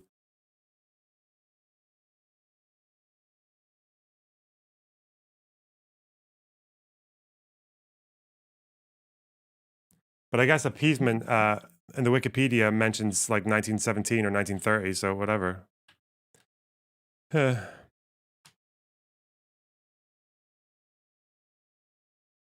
Dwayne, thanks for the $20. I'll let the TTS read that. Just got banned from the Voss subreddit for saying Israel isn't as bad as the literal Nazis, lol. Oh well, rip.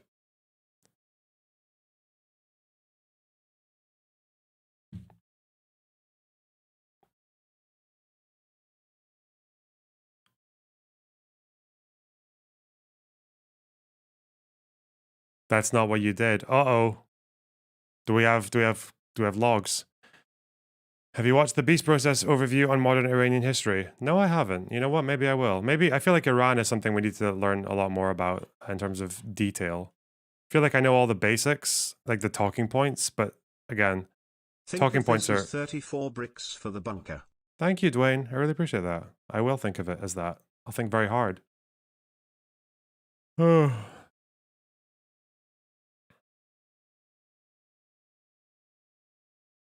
Okay.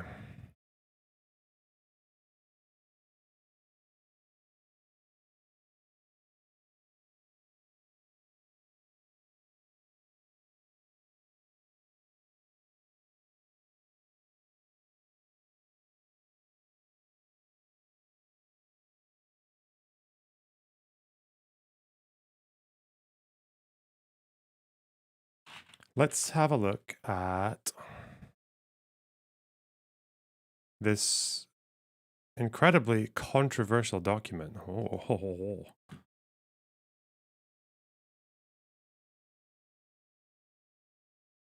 Because I'm a controversial streamer, okay?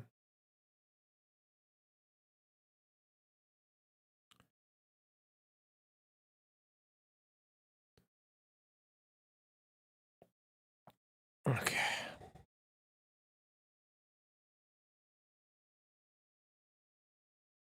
Shall we do it? You know what's good about this is I have absolutely no priming on it. I don't really know what it says. I don't really know what too many people think about it. Just don't know anything. My head is a slab. I do need the bathroom though. That's true. 1 second. And then we'll do the cast report, okay? We're going to learn all about, because this is a pretty big report in terms of both publicity and scale. It's like pretty long. All right. The cast report makes me upset. I mean, I know it's caused a lot of the thing is, so what I do know about it is that it's made far left pro-trans people very, very mad. It's made some more anti-trans, like, or like not really anti-trans, but like right, like center-right, skeptic, whatever people. It's made them feel vindicated, but it feels like neither of those opinions are what the cast lady herself wanted to put forward. So yeah, we'll just see what she said.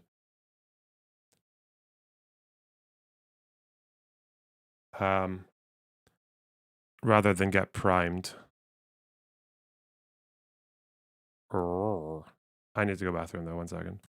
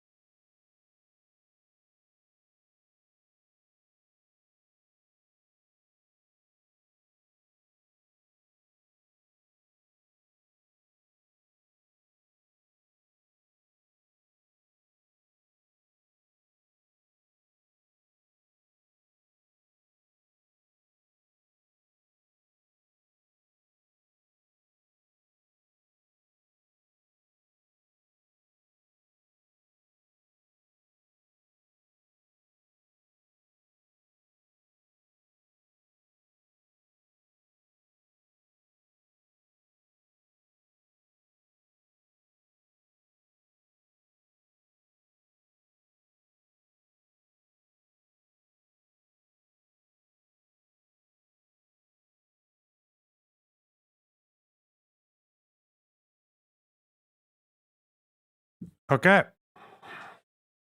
Okay. I guess we'll just read about it and see what we learn, eh? Okay.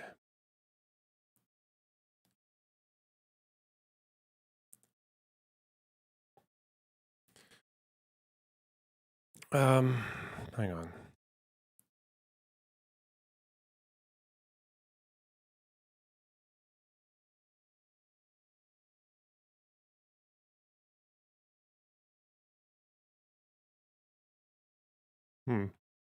Random freeze. I don't like that. Why do I get random freezes like this? You're better off reading the report itself because most of the articles I've read have been out shit. I will, but the executive summary is like 20 pages long. The whole report is like 200 pages. 1 second. Why? Do I need to clean up my computer a little bit? I don't actually know what I need to do to make it perform better. To get it back up to task. I don't think it's... No, this is just opening an image.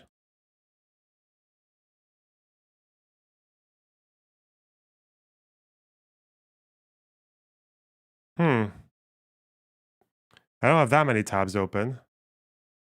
Actually, I suppose I do have a few. Oh no.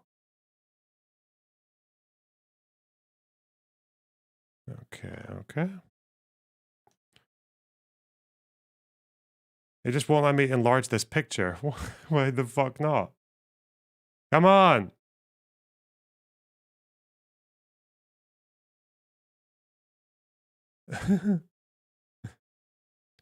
Delete system 32. Oh, okay, that sounds like... I've heard lots of people say that's a good idea, you know, give it a pop.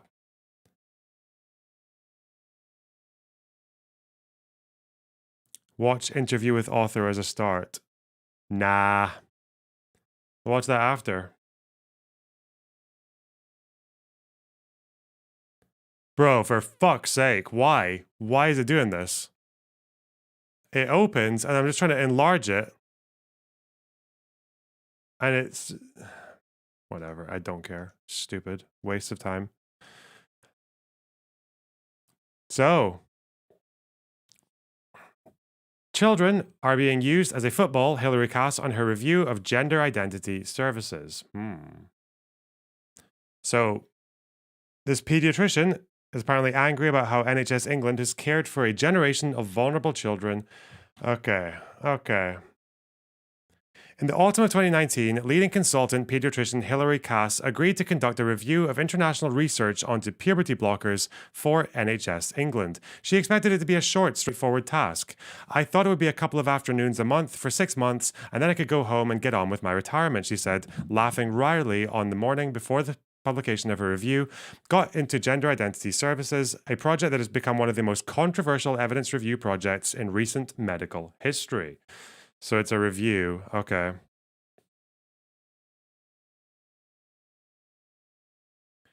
Is this loner guy another Destiny Orbiter who justifies genocide? Yep, that's true. Genocide, particularly of retarded chatters in video game.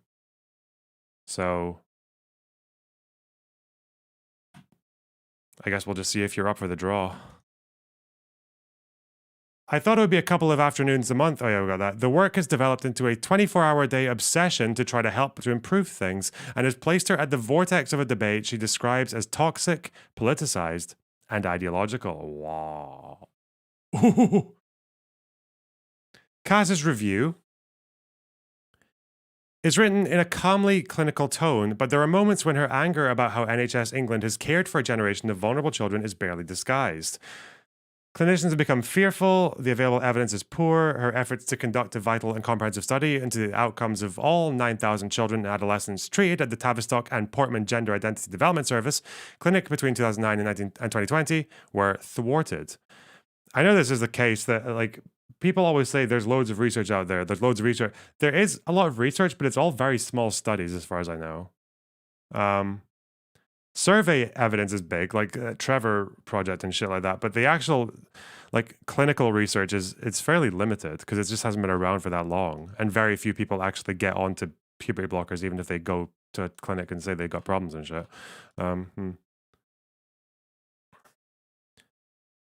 Cass knows her recommendations will be hugely controversial. Okay. You know what? This is too much priming. Too much priming. Let's just read the report. Let's just start like a good academic hunt and just have a good scan. Okay. There's a PDF of it as well. And this is the overview before you get into the PDF. So we'll probably read this and then we'll see if we want to look at the executive summary. The summary is a bunch of, it's like short pages, but it's like 20 pages. Let's read this first. Dr. Hilary Cass has submitted her final report and recommendations to NHS England in her role as chair of the Independent Review of Gender Identity Services for Children and Young People. The review was commissioned by NHS England to make recommendations on how to improve NHS gender identity services and ensure that children and young people who are questioning their gender identity or experiencing gender dysphoria receive a high standard of care that meets their needs, is safe, holistic, and effective. The report describes what is known about the young people who are seeking NHS support around their gender identity and sets out the recommended clinical approach to care and support they should expect, the interventions that should be available, and how services should be organised across the country.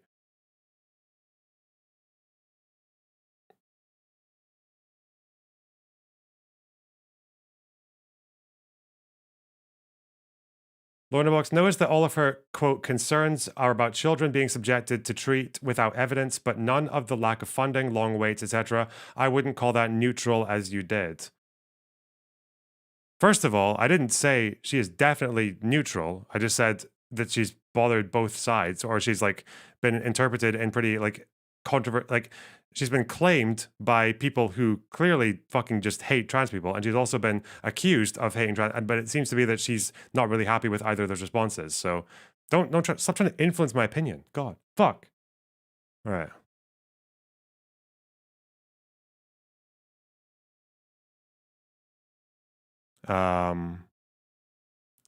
It also makes recommendations on the quality improvement. Wait. The report describes what is known about the young people who are seeking NHS support around their gender identity and sets out the recommended approach. Okay. It also makes recommendations on the quality improvement and research infrastructure required to ensure that the evidence base underpinning care is strengthened. In her making her recommendations, Dr. Cass has had to rely on the currently available evidence and think about how the NHS can respond safely, effectively, and compassionately, leaving some issues for wider societal debate. Context. Exploration of identity is a completely natural process during childhood and adolescence and rarely requires clinical output. However, over the past 5-10 years, the number of children and young people being referred for NHS support around their gender identity has increased rapidly. As a result, young people are waiting several years to receive clinical support, and during this time, they and their families are left to make sense of their individual situations, often dealing with considerable challenges and upheaval. There has been a similar pattern in other Western countries, with clinicians noting not only the rising number, but also a change in the case mix of the young people seeking support. There have been many more birth-registered females being referred in adolescence, marking a shift from the cohort that these services have traditionally seen. That is, birth-registered males presenting in childhood on whom the previous clinical approach to care was based. Clinicians also noted that these young people often had other issues that they were having to manage alongside their gender-related distress. The independent review set out to understand the reasons for the growth in referrals and the change in case mix, and to identify the clinical approach and service model that would best serve this population. To provide an evidence base upon which to make its recommendations, the review commissioned the University of York to conduct a series of independent systematic reviews of existing evidence and new qualitative and quantitative research to build on the evidence base.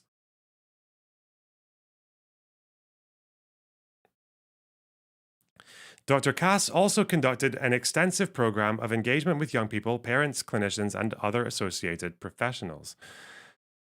Overview of key findings.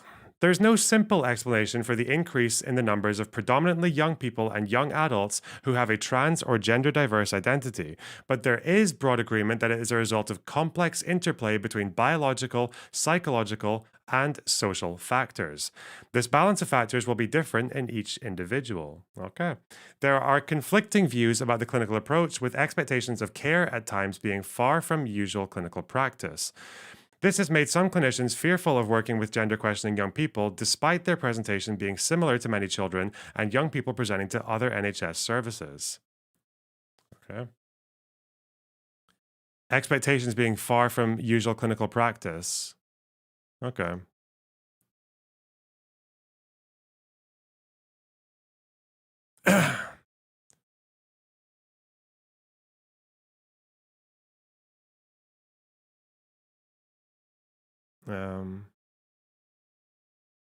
Let me see.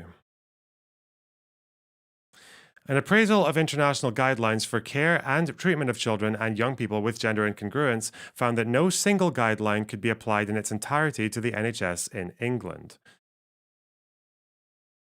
While a considerable amount of research has been published in this field, systematic evidence reviews demonstrated the poor quality of the published studies, meaning there is not a reliable evidence base upon which to make clinical decisions or for children and their families to make informed choices.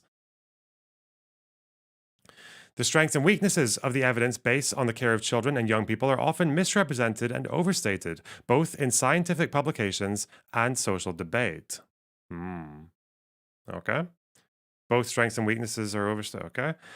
The controversy surrounding the use of medical treatments has taken focus away from what the individualized care and treatment is intended to achieve for individuals seeking support from NHS gender services.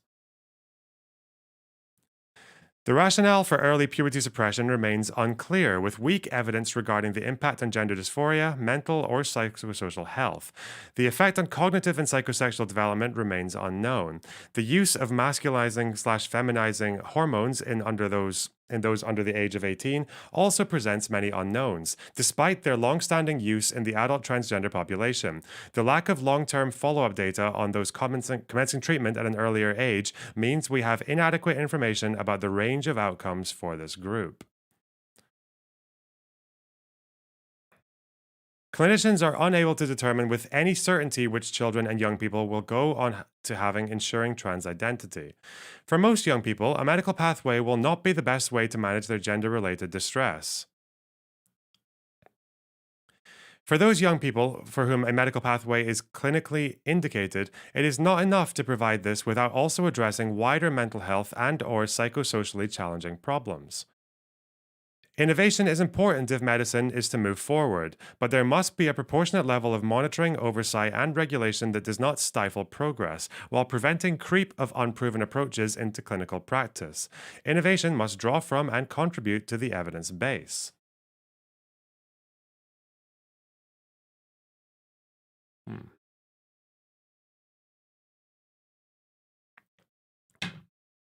Did CrowQ just send someone back 50 minutes for a segment that isn't there? The trial? The fuck? Okay.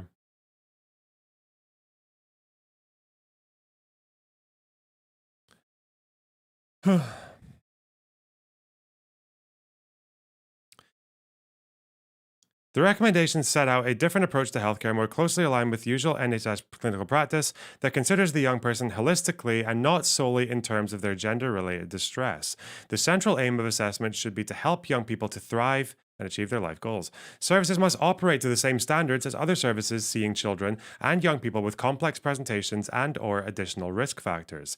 Expand capacity through a distributed service model based in pediatric services and with stronger links between secondary and specialist services. Children/young people referred to NHS gender services must receive a holistic assessment of their needs to inform an individualized care plan. This should include screening for neurodevelopmental conditions, including autism spectrum disorder, and a mental health assessment. Okay. Services should establish a separate pathway for pre-pubertal children and their families, ensuring that they are prioritized for early discussion about how parents can best support their child in a balanced and non-judgmental way. When families/carers are making decisions about social transition of pre-pubertal children, services should ensure that they can be seen as early as possible by a clinical professional with relevant experience. Seen as early as possible, okay.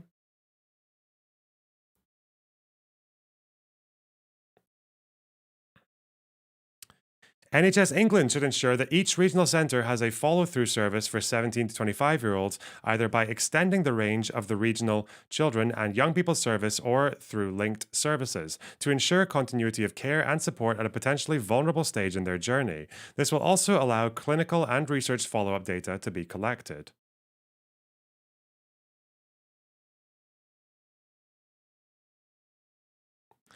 There needs to be provision for people considering detransition, recognizing they may not wish to re-engage with the services whose care they were previously under. A full program of research should be established to look at the characteristics, interventions, and outcomes of every young person presenting to the NHS Gender Services. The puberty blocker trial previously announced by NHS England should be part of a program of research which also evaluates outcomes of psychosocial interventions and masculinizing/feminizing hormones. The option to provide masculinizing/feminizing hormones from age 16 is available, but the review recommends extreme caution. There should be a clear clinical rationale for providing hormones at this stage rather than waiting until an individual reaches 18. Every case considered for medical treatment should be discussed at a national multidisciplinary team. Okay. Implications of private healthcare on any future requests to the NHS for treatment, monitoring and/or involvement in research, and the dispensing responsibilities of pharmacists of private prescriptions needs to be clearly communicated. Okay. That's all the outline.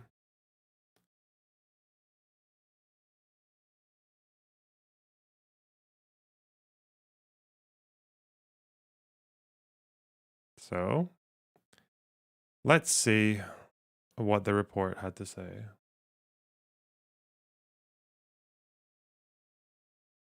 I can already see exactly why people are fucking fuming at that, even though it's just so far not as crazy as I expected it to be.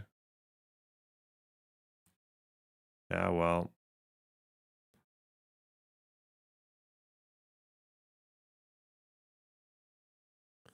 Let's see. The appendices are quite long. Forward from the chair. Okay. Oh, we're going to have to go through all of this at some point. There's no stopping us.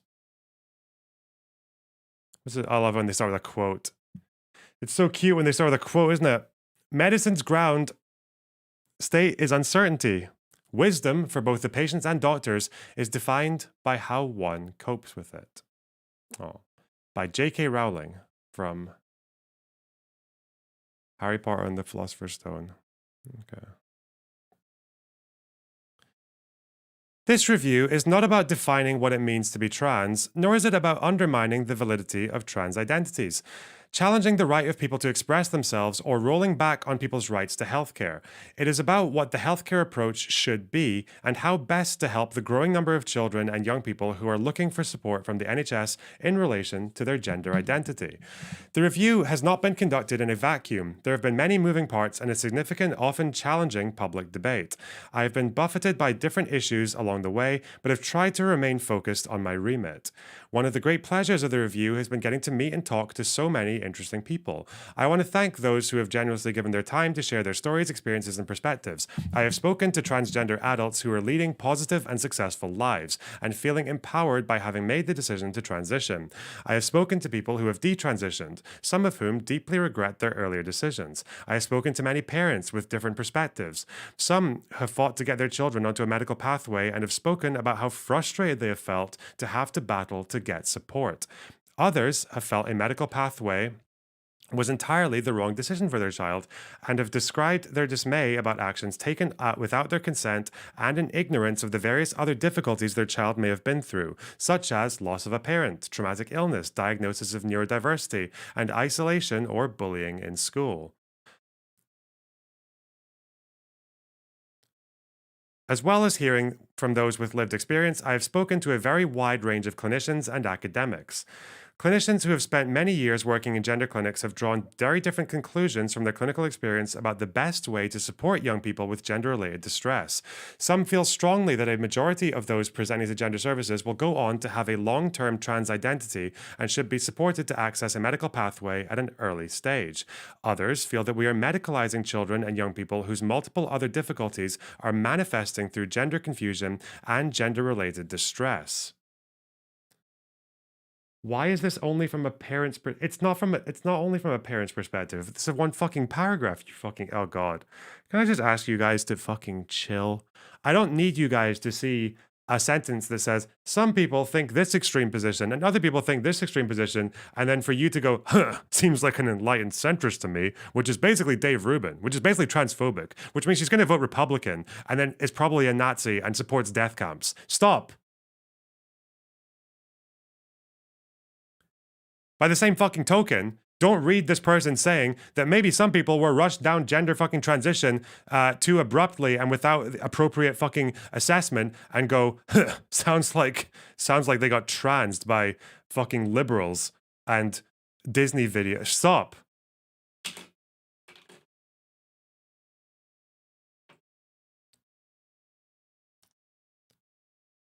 Yes, I am both siding. Yes. I fucking hate all of you. Stop. Fuck. Absolute barbarians. If you applied a fraction of the fucking intelligence you guys use to mentally fucking contort yourself into fucking seeing fascism or fucking soy liberal takeover Jew conspiracy shit, if you applied a fraction of that fucking intelligence to anything else in life, you guys would be fucking kings of the fucking world. Jesus. All right.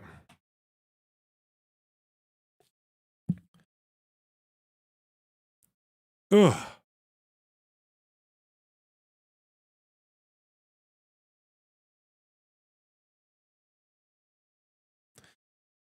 One thing unites all these people. They believe passionately in what they have told me, and those with either parental or clinical responsibility for children and young people are trying their very best to do what they feel is the right thing to support them. Despite the best intentions of everyone with a stake in this complex issue, the toxicity of the debate is exceptional. Well, I have faced criticism for engaging with groups and individuals who take a social justice approach and advocate for gender affirmation, and have equally been criticized for involving groups and individuals who urge more caution. The knowledge and expertise of experienced clinicians who have reached different conclusions about the best approach to care are sometimes dismissed and invalidated.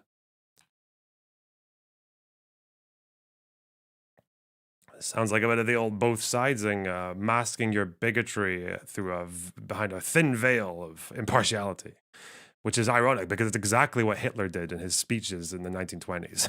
All right, that's what he said. He said both sides are a bit weird. Okay, guys, chill. That's what Hitler said. There are a few other areas of healthcare where professionals are so afraid to openly discuss their views, where people are vilified on social media, and where name-calling echoes the worst bullying behavior. This must stop. Polarization and stifling of debate do nothing to help the young people caught in the middle of a stormy social discourse, and in the long run will also hamper the research that is essential to finding the best way of supporting them to thrive. This is an area of remarkably weak evidence, and yet results of studies are exaggerated or misrepresented by all people on all sides of the debate to support their viewpoint. Bro, do you remember when Libs of TikTok lady said that a Swedish study was trying to argue that trans people were more suicidal after they transitioned? That's a right-wing talking point. But you look at the Swedish study, and all the Swedish study is saying is that after people transition, they're still more suicidal than the average person. Like, that's all they said. But they'd still dropped. They still felt better. It's like this study just like said the complete, gender transition doesn't cure gender dysphoria. It just alleviates the fucking symptoms. Yeah, wow, crazy. Eek.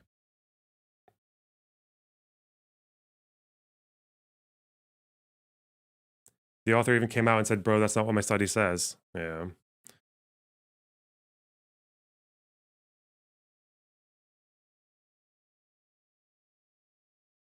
The reality is that we have no good evidence on the long-term outcomes of interventions to manage gender-related distress. It often takes many years before strongly positive research findings are incorporated into practice.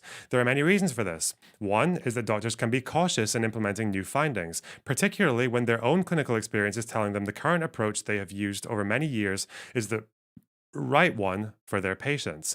Quite the reverse happened in the field of gender care for children. Based on a single Dutch study which suggested that puberty blockers may improve psychological well-being for a narrowly defined group of children with gender incongruence, the practice spread at a pace to other countries. This was closely followed by a greater readiness to start masculinizing/feminizing hormones in mid-teens, and the extension of this approach to have a wider group of adolescents who would not have met the inclusion criteria for the original Dutch study. Okay. So there's a Dutch study mentioned, okay, that got exaggerated and used to transition people who might not have otherwise needed it, okay. Ugh, just taking a mental note. Some practitioners abandoned normal clinical approaches to holistic assessment, which has meant that this group of young people have been exceptionalized compared to other young people with similarly complex presentations. I'd be interested in knowing what these similarly complex presentations are.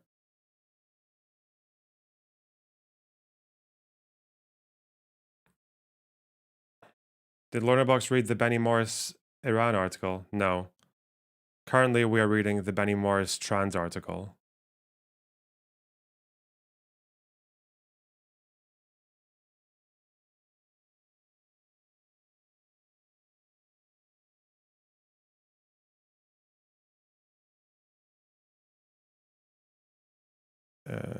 Some practitioners abandoned, okay.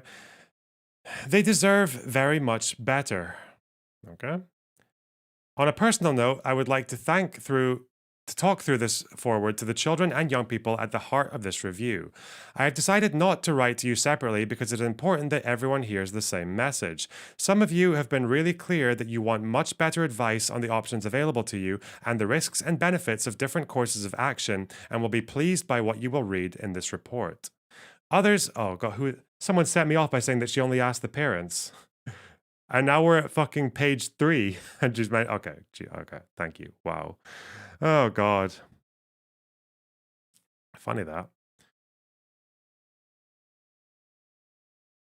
So they want better advice on the options available and the risks and benefits of different courses of action, and will be pleased by what you'll read in this report. Others of you have said you just want access to puberty blockers and hormones as quickly as possible, and may be upset that I am not recommending this. I have been very mindful that you may be disappointed by this.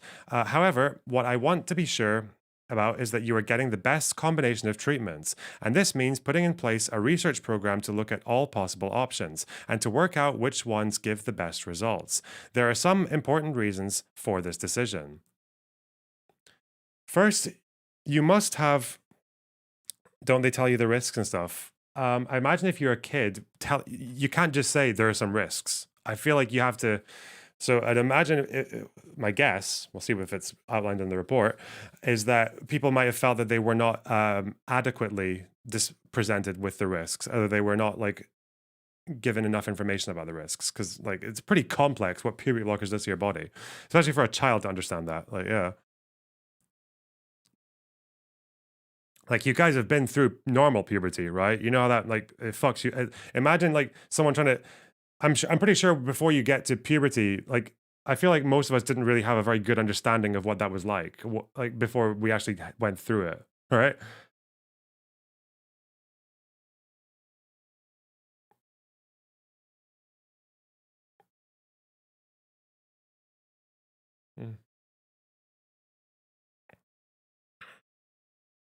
We usually consider the parents are supportive and the risks are presented to them in a comprehensive way. Apparently, some kids have told this researcher that that wasn't the case, or suggested. Like, this is what she said. Some of the, unless either the kids are lying or this reporter is lying about what the kids have said. But it seems like some of the kids have said that they wanted better advice on the options and the risks and benefits of different courses of action. Yeah, that seems to be that some kids were disappointed by that. I don't know. Why is that surprising? Why is that surprising?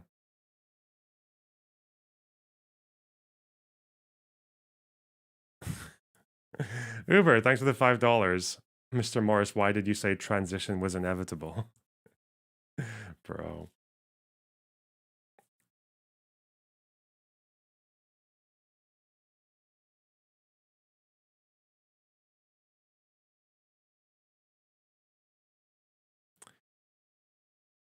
Okay.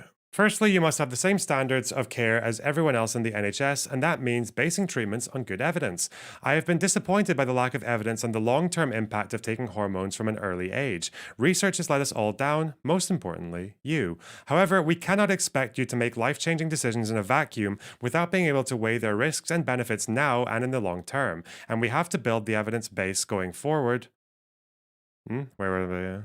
Based with good studies going forward. That is why I am asking you to join any research studies that look in the longer term outcomes of these interventions so you can help all those coming behind you. We have to show that the treatments are safe and produce the positive outcomes you want from them. People in research studies often do better than people who are on regular treatment because they get the chance to try new approaches as well as getting much closer follow-up and support.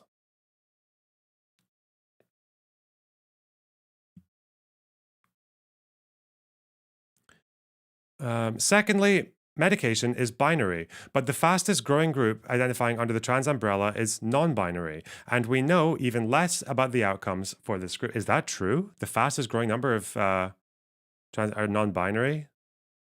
Oh, I can see why that would make trans stuff very, like medical stuff, very difficult, because as far as I know,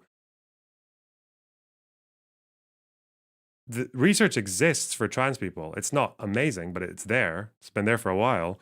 I don't know how much research is there for non-binary people. The fuck? In like in a medical sense. Ooh.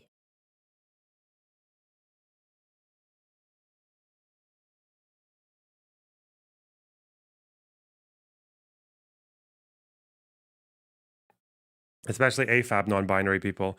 Yeah, I think this study mentions that as well. Is that the growth rate of people identifying as trans is not equally distributed, like, which is why social acceptance might not be the only explanation. Like, because if social acceptance was the only explanation, you'd expect like a roughly equal number of men, AFAB, AMAB, is that how you say it? And adults and children as well.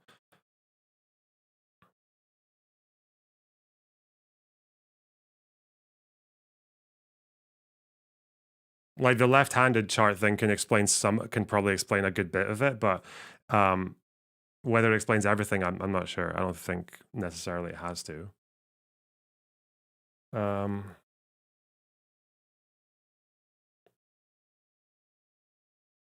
What is AFAB? Assigned female at birth. Whoa. Medicated binary, okay. We do not know the sweet spot when someone becomes settled in their sense of self, nor which people are most likely to benefit from medical transition. When making life-changing decisions, what is the correct balance between keeping options as flexible and open as possible as you move into adulthood, and responding to how you feel right now? Finally, I know you need more than medical intervention, but services are really stretched, and you are not getting the wider support you need in managing any mental health problems, arranging fertility preservation, getting help with any challenges relating to neurodiversity, or even getting counseling to work through questions and issues you may have. We need to look at all the elements that are needed in a package of care that will help you thrive and fulfill your broader life goals. The first step for the NHS is to expand capacity, offer wider interventions, upskill the broader workforce, take an individualised personal approach to care, and put in place the mechanisms to collect the data needed for quality improvement and research.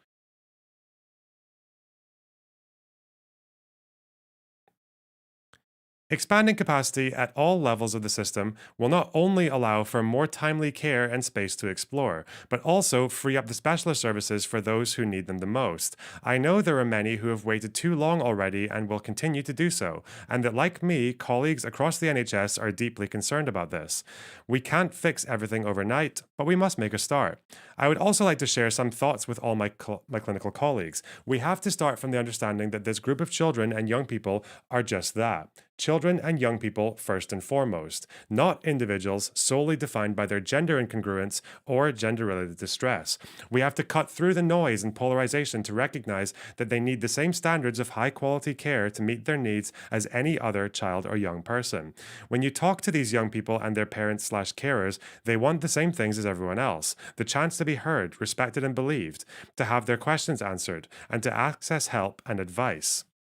It is only when they have been on very long waiting lists and sidelined from usual care in local services that they are forced to do their own research and may come to a single medical answer to their problems.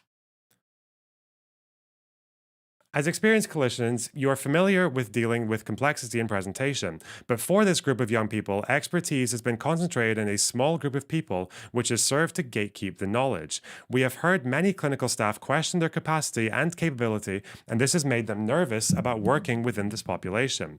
I know you just need the appropriate training, support, and most importantly, the confidence to do what you have been trained to do and treat this population as you would any other young person in distress. In conducting this review, I have had to make recommendations based on the currently available information. I am very aware that this is a point in time, and as new evidence is gathered, different insights might emerge. I have recommended a service model that has inbuilt mechanisms to be able to evolve and adapt with the emerging research overseen by appropriate governance structures, both within individual NHS organizations and at a national level.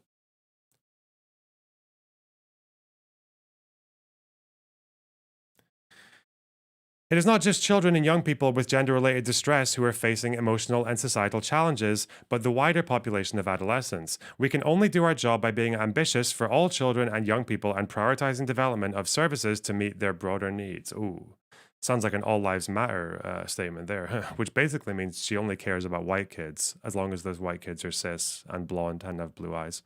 Okay, good start.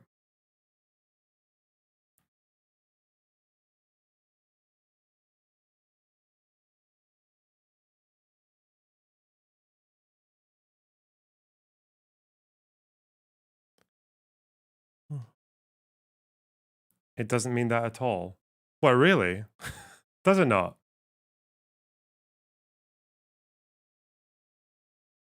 That's funny because when I said it made her sound like a fucking Nazi, I was totally serious. But now I'm reconsidering because you said that. Okay.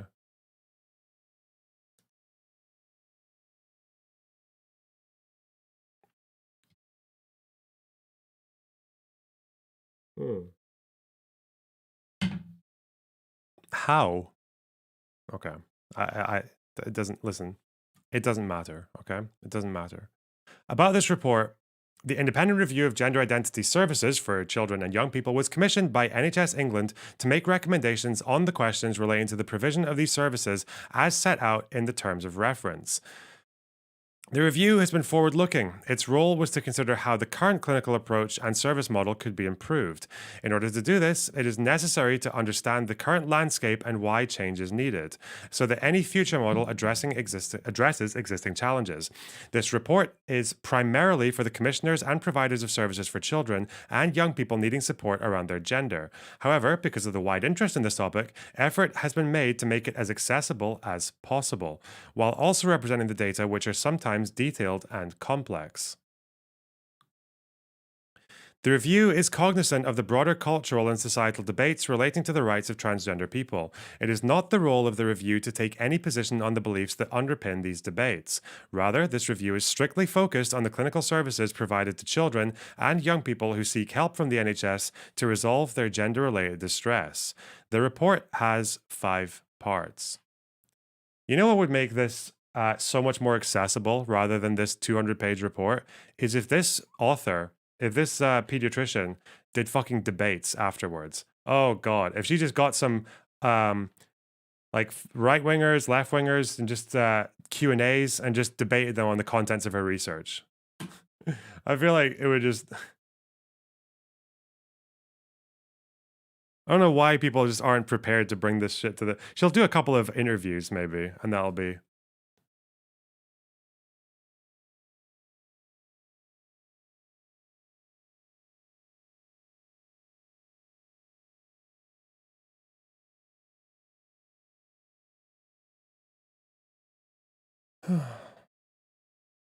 Throughout, the review has focused on hearing a wide range of perspectives to better understand the challenges within the current system and aspirations for how these could be addressed. This report does not contain all that we have heard, but summarizes consistent themes using direct quotes to illustrate points made where appropriate. The report includes findings from the systematic reviews commissioned to inform the work.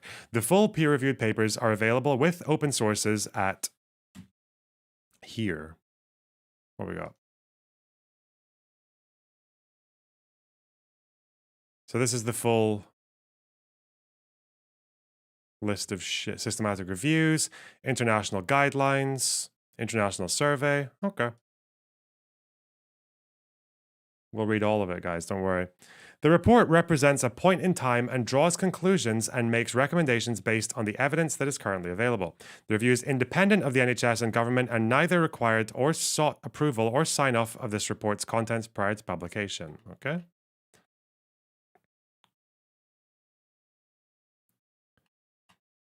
Language.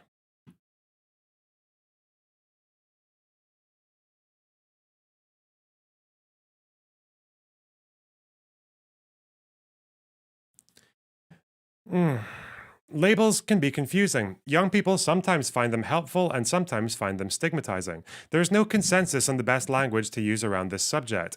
The language surrounding this area has also changed rapidly, and young people have developed varied ways of describing their experiences using different terms and constructs that are relevant to them.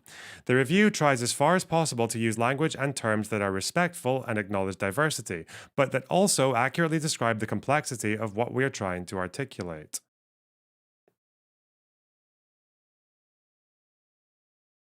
The terms used may not always feel right to some. Nevertheless, it is important to emphasize that the language used is not an indication of a position being taken by the review. A glossary of terms is included. Key definitions are: gender incongruence is the term used in the International Classification of Diseases 11th revision, ICD-11, World Health Organization, to describe a marked and persistent incongruence between an individual's experienced gender and the assigned sex.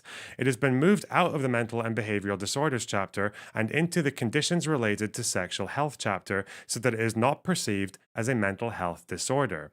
It does not include references to dysphoria or dysfunction. Okay. Gender dysphoria is the term used in the Diagnostic and Statistical Manual of Mental Disorders, 5th DSM-5, okay? American Psychiatric Association. In the DSM-5 TR definition, incongruence has to be associated with clinically significant distress or impairment or function. Younger children with gender incongruence may not experience dysphoria, but it commonly arises or increases as they enter puberty. Gender dysphoria is the more commonly used term in research publications as well as clinical settings. It is also most likely to be familiar to the lay public since it has been used widely in mainstream and social media. Like depression is a label that is used colloquially to describe feelings as well as being a formal diagnosis. Okay? You know what I like about this report so far? It's fucking easy to read. So far, okay? Oh God, thank you. Within the report, we use the term gender incongruence as defined above and gender-related distress to describe the feelings that commonly arise or intensify during puberty and lead to a young person seeking help from the NHS. The term child is used to refer to pre-pubertal children and young people to refer to under 18s who have entered puberty. Okay. The report also refers to adolescence when discussing the stages of brain development, and both adolescents and youth, where the study being described uses these terms. Young adult refers to those between the ages of 18 and 30.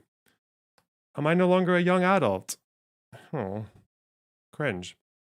Oh well. During the lifetime of the review, the term trans has moved from being a quite narrow definition for being applied as an umbrella term to a broader spectrum of gender diversity. This report uses transgender to describe binary transgender individuals and non-binary for those who do not have a traditional gender binary of male or female. The term gender non-conforming is used to describe those individuals who do not choose to conform to traditional gender norms, and gender questioning as a broader term that might describe children and young people who are in a process of understanding their gender identity.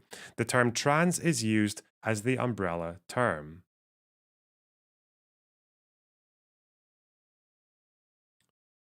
So I guess that's trans meds are not happy with that, I'd imagine. be Transmed seething. The terms patient and service user are also used throughout the report. Although these have been used interchangeably, we have used service user when someone has used the service but may no longer be a patient under the service. This report also includes citations from many other sources. It is important to note that these citations may use language and terminology that the review would not choose. As a general rule, the report retains the language of the reference papers. Any adaptation of a citation is to provide clarity is represented. The review was commissioned by and is for the NHS in England. However, throughout the report, we use terms like NHSE, NHS in the UK. This is usually to align with the papers and research being discussed. Okay. Fairly straightforward. Don't need to dwell too much on any of those.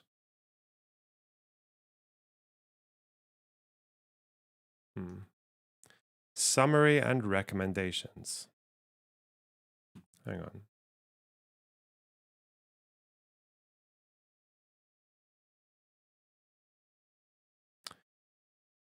The aim of this review is to make recommendations that ensure that children and young people who are questioning their gender identity or experiencing gender dysphoria receive a high standard of care.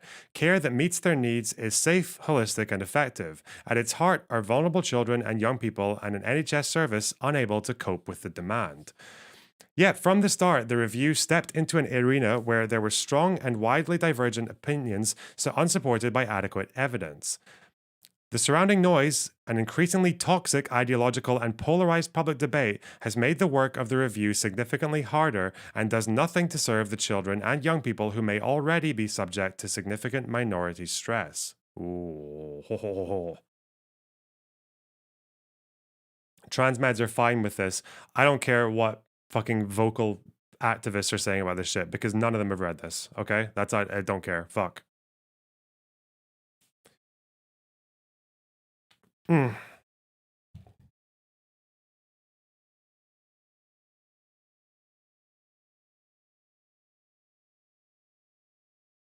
think fucking Blair White's reading this 200-page report before saying that kids shouldn't be on puberty blockers? No.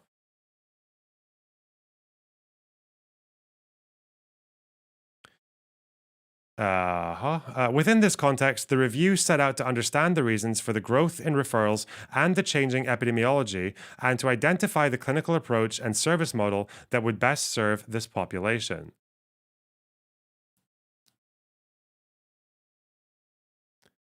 There are conflicting views about the clinical approach, with expectation at times being far from usual clinical practice.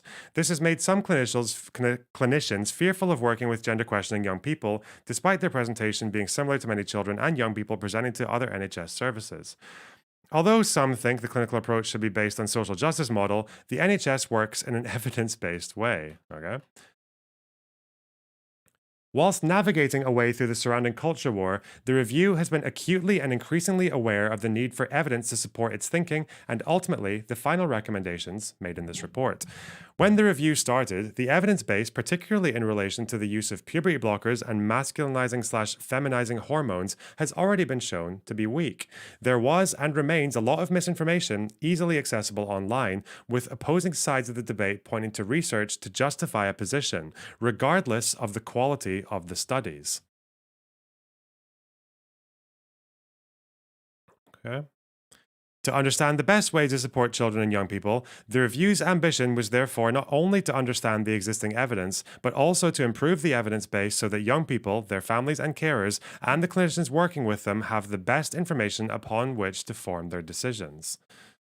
To scrutinize the existing evidence to the review commissioned a robust and independent evidence review and research program for the University of York to inform its recommendations and remained cautious in its advice whilst awaiting the findings. The University of York's program of work has shown that there continues to be a lack of high-quality evidence in this area, and disappointingly, as will become clear in this report, attempts to improve the evidence base have been thwarted by a lack of cooperation from the adult gender services. The review has therefore had to base its recommendations on the currently available evidence, supplemented by its own extensive program of engagement. There remains diversity of opinion as to how best treat these children and young people. The evidence is weak, and clinicians have told us that they are unable to determine with any certainty which children and young people will have to will go on to have an enduring trans identity. Do your live streams auto-delete? They go into a playlist called Live VODs on the live channel. Some of them get taken down because of copyright, but that's it.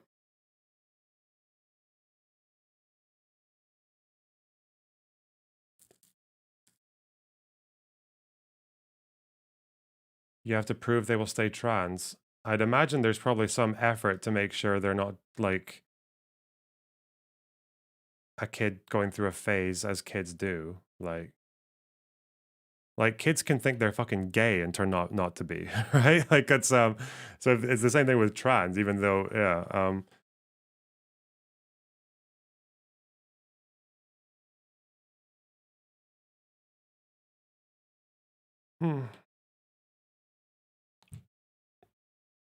Right.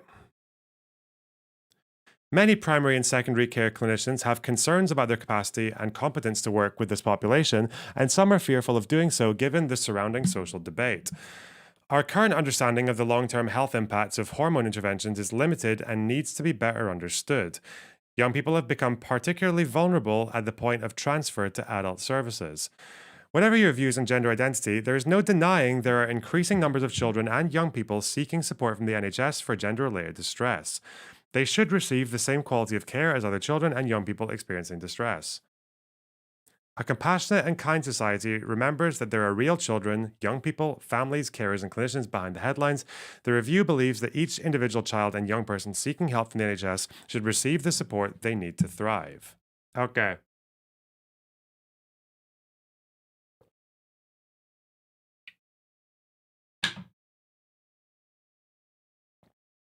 Okay. Let's go into none of this wishy-washy Mickey Mouse bullshit, okay? We're going to go into the actual thing now, eh?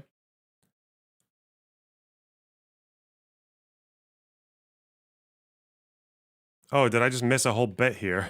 Because I was... Wait. No. I just went in the wrong order. So I read down this page, didn't I? I went like this. I need to do this. Okay.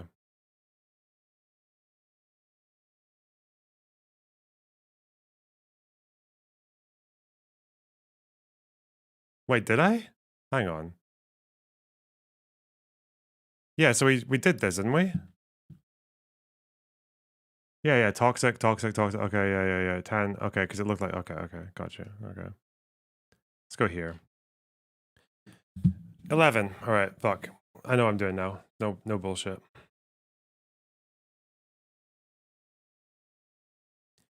Hearing directly from people with lived experience and clinicians has provided valuable insight into the ways in which services are currently delivered and experienced. This has contributed to the review's understanding of the positive experiences of living as a trans or gender diverse person, as well as the uncertainties, complexities, and challenges faced by children, young people, their families and carers, and those working in and around services trying to support them. This report is organized into 5 parts. Part 1, approach, describes the review's approach to the work undertaken. Okay.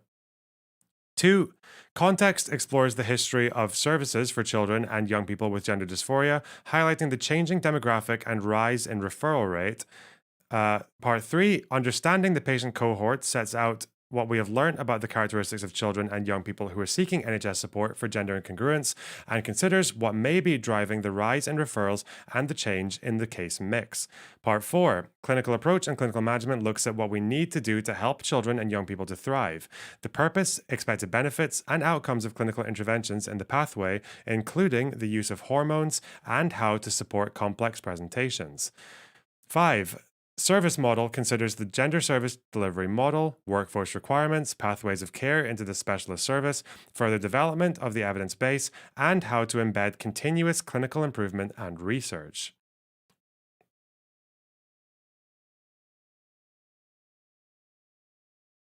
At the end of this review, while there is still uncertainty, the following remains true. There are children and young people, families and carers all trying to make sense of their individual situations, often dealing with considerable challenges and upheaval. The length of the waiting list to access gender services has significant implications for this population and NHS service delivery. Generalizations about children and young people questioning their gender identity or experiencing gender dysphoria are unhelpful. People are individuals. Young people's sense of identity is not always fixed and may evolve over time.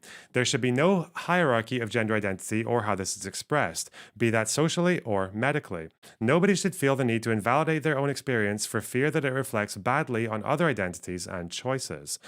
While some young people may feel an urgency to transition, young adults look back at the younger selves would often advise slowing down.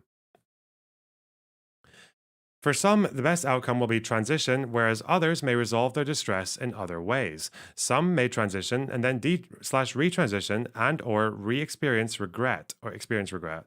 The NHS needs to care for all those seeking support.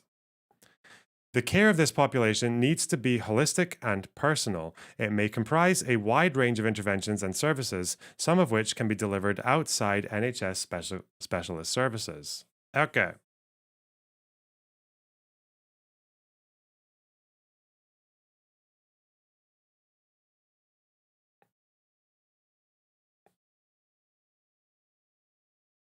And we've already read this page. Key points and recommendations.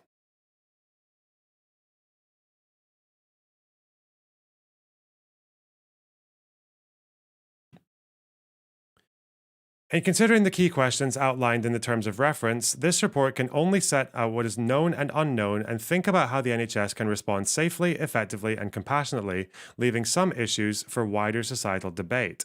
However, in order to gain as broad an understanding as possible, the review drew on several sources of information, see Figure 1, underpinned by basic scientific and clinical principles. Evidence, okay, that's cute. This is very fucking office job presentation. Lived experience. Okay, so they do systematic review. So they used systematic reviews. Okay. Gender identity discharge. Gender identity. Okay. Disorders. Okay. Weekly listening sessions with individual service users and parents, focus group with young people and young adults, regular meetings with support and advocacy groups, existing documented insights into lived experience, personal narratives, okay? Listening sessions with clinicians and other professionals, focus groups with GIDS staff. I don't know if you call that GIDS or GIDS or, okay, I don't know. Okay, international sources, guideline appraisal, international survey, okay. So they use international stuff as well, because then they mentioned Dutch model earlier. Okay.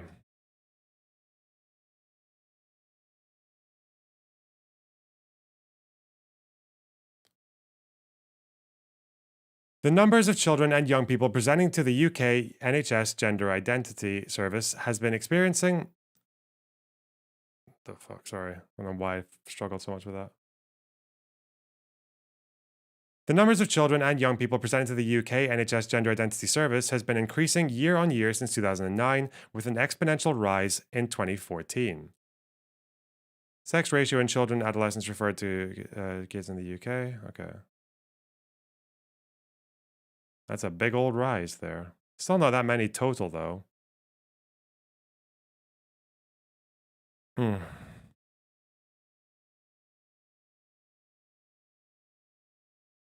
Okay.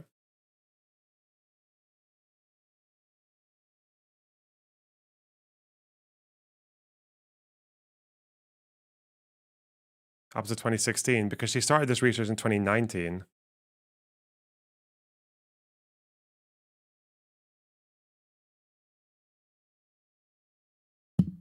Is there anything from 2016 onwards?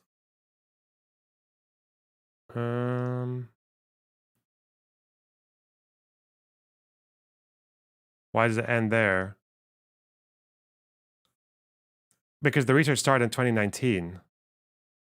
So it just depends on where the updating is coming from. 2009 to 16, where do we go further? Tickets in the UK. Up to today. Where's their chart? Apparently that chart exists that's later than 28, later than this? Where did this come from? DOI.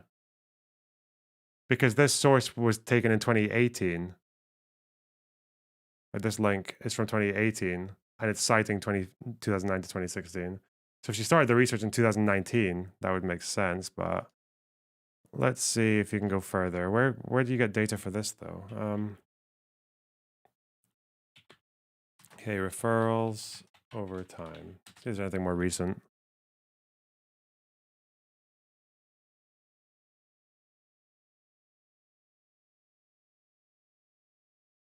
There's something on X.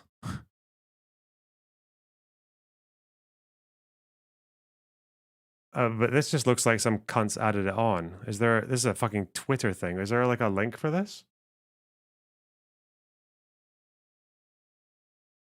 So after 2016, it continues to go up to 1780 then drops and then goes back up.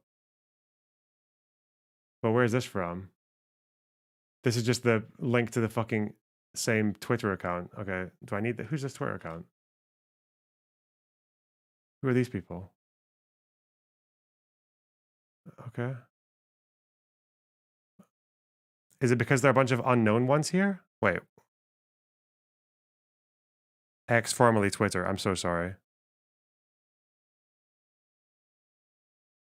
Because you can see here, it seems like most people are referring to up to 2016. Is it because the data is not complete yet? Hang on.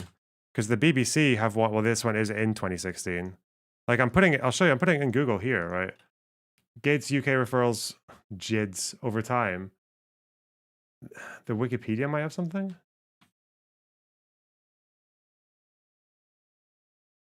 This is just raw numbers, but not distribution. So it continues to go up. So past 2016, which is used in the report, 2016, it's still, so 19, wait, what's the number? That's about right, isn't it? This is just under 1800, and here it's saying 1900, goes up to 25, then 27, 27. So it still went up after 2016, but then it seems to have leveled off in 2018, 19.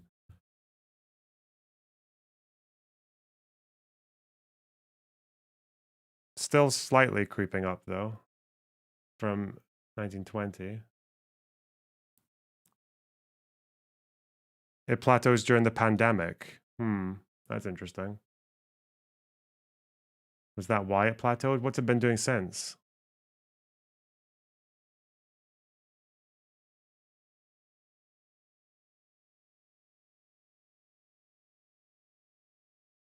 Leveling off. Do they say why?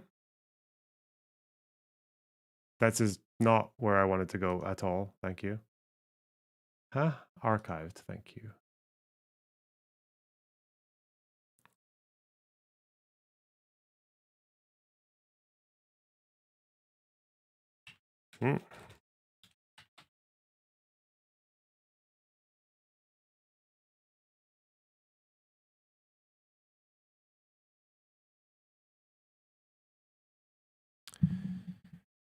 We appreciate how distressing it can be for young people and their families who are waiting to be seen, and continue to prioritize exploring ways to reduce the waiting list whilst not compromising care.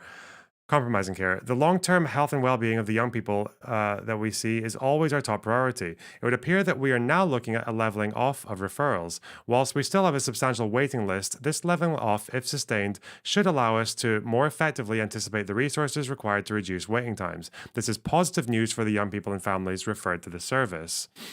The reasons we have previously seen sharp increases is unclear. Greater awareness. Much higher proportion of AFAB referred to the service. Yeah, I remember that. Alive to the issue and exploring it. No single pathway, blah, blah, blah, blah, blah. Okay. But then this fucking unverified tweet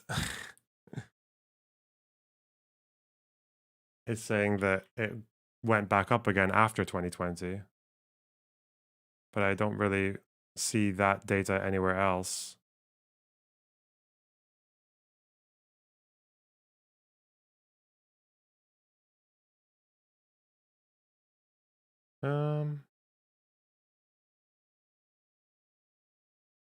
Is this it? Because this would mean the leveling off was just to do with COVID, because it levels here, and then it starts to go up again. But I have no idea where this comes from. Do they even say? Who the fuck are these people? Followed by Jordan Peterson. Okay. Did they just fucking Photoshop this, or like, I don't know.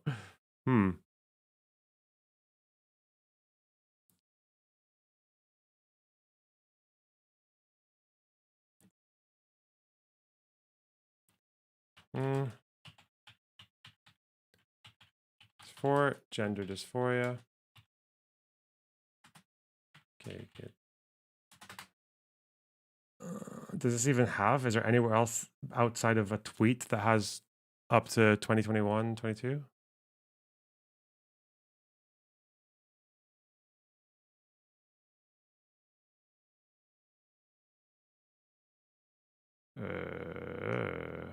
MS Paint.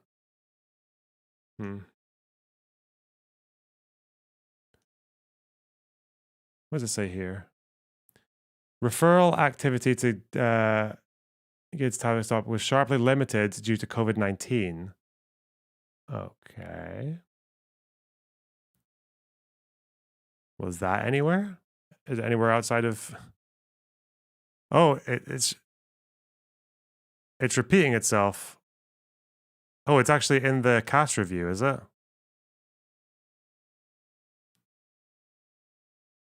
Oh. Figure 11, page 85. Oh. So we might just get to it later. Wait, where am I on now? 24.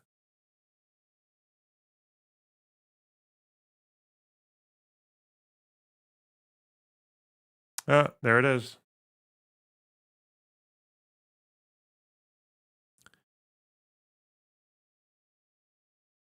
So what were people in chat saying? That she clipped it here to make... She clipped it at 2017 to make it look like it was... that it was surging uncontrollably.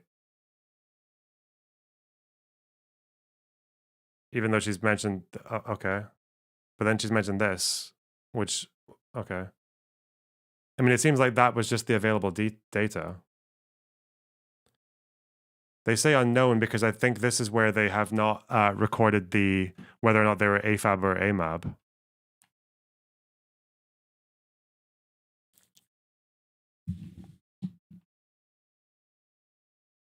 Increasing numbers of referrals are not reported by birth registered sex beginning in 2018-19. That's why they bring in the unknowns.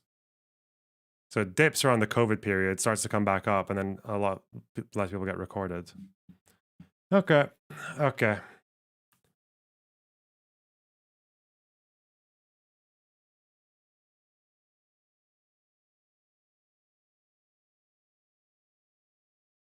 This would also be to do with the closing of Tavistock, I'd imagine, or like with the scandal, whatever the fuck that was. Okay, okay.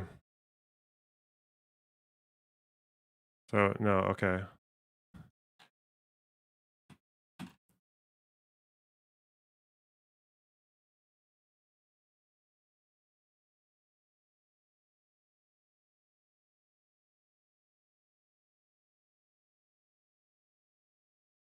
Prior to 2009, Gates did not attract significant attention. At that time, the service saw fewer than 50 children per year, with even fewer receiving medical treatment. However, unprecedented demand and a change in the demographic of young people accessing gender services has generated a series of unresolved issues, a long waiting list, and an unsustainable service model, one that was not set up to manage the new population.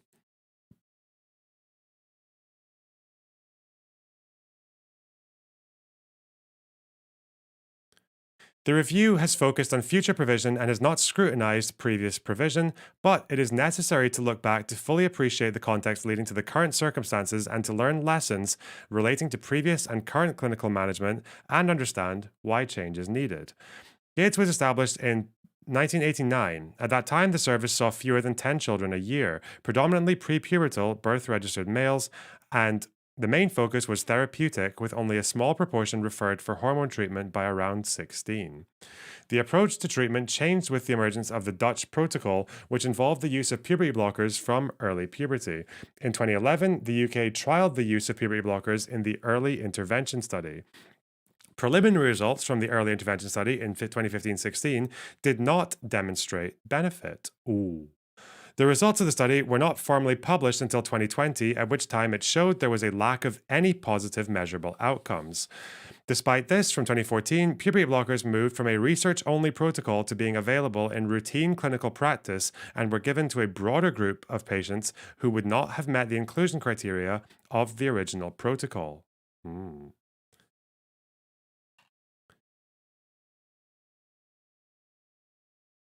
Okay. The adoption of a treatment with uncertain benefits without further scrutiny is a significant departure from established practice. This, in combination with the long delay in publication of the results of the study, has had significant consequences in terms of patient expectations of intended benefits and demand for treatment. But puberty blockers have been used since the 80s for non-trans stuff. Yeah, but obviously, when you're trying to discuss the effects of a treatment, you have to discuss its effects in treating a particular thing. So just because it's tested well enough for a long enough time in dealing with androgen sensitivity issues, that doesn't mean it's tried and tested to work for kids with gender issues, right?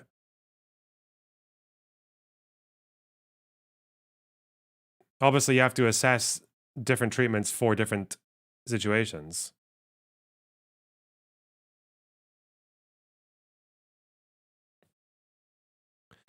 A planned update of the service specification by NHS England in 2019 examined the published evidence on medical interventions in this area and found it to be weak. In the absence of a clear evidence base on how best to support the growing numbers of gender-questioning children and young people seeking help from the NHS, this independent review was commissioned by NHS England in autumn 2020.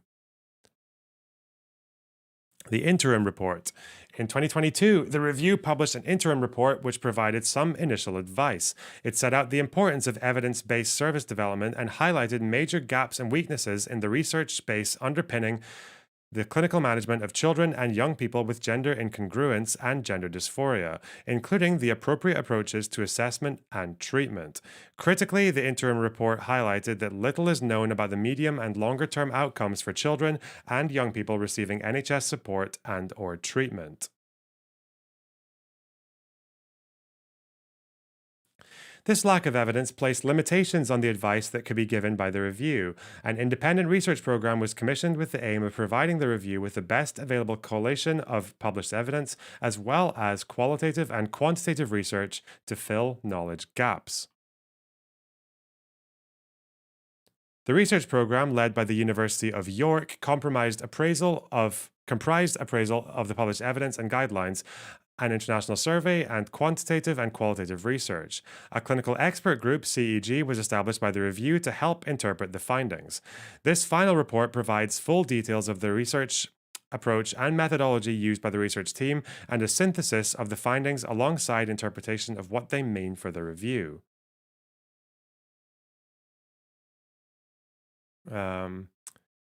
The peer-reviewed systematic reviews have been published alongside this report. In addition to formal research, an extensive program of engagement has informed the review. A mixed methods approach was taken that prioritized input from people with relevant lived experience and organizations working with LGBTQ+ youth or children and young people generally, and clinicians and other professionals with responsibility for providing care and support to children and young people within specialist gender services and beyond. Understanding the patient cohort. The review explored the reasons for the increase in referrals and why this increase has disproportionately been seen in birth-registered females presenting in adolescence and the implications of this for the service.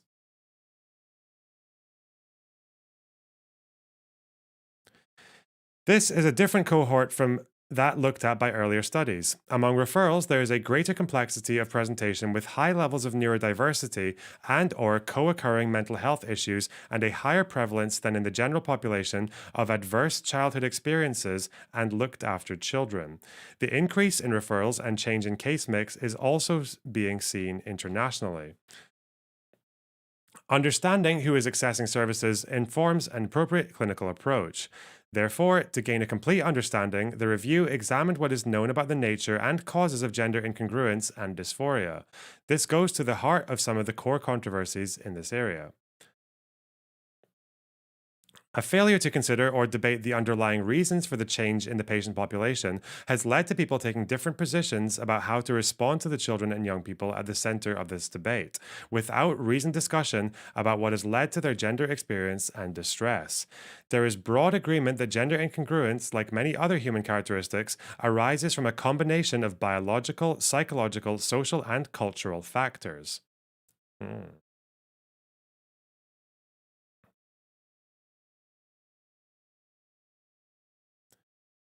A common explanation put forward is that the increase in presentation is because of greater acceptance. While it certainly seems to be the case that there is much greater acceptance of trans identities, particularly among younger generations, which may account for some of the increase in numbers, the exponential change in referrals over a particularly short 5-year time frame is very much faster than would be expected for normal evolution of acceptance of a minority group. Compared to what, I wonder? Like rates of people coming out, or might have to get into that later.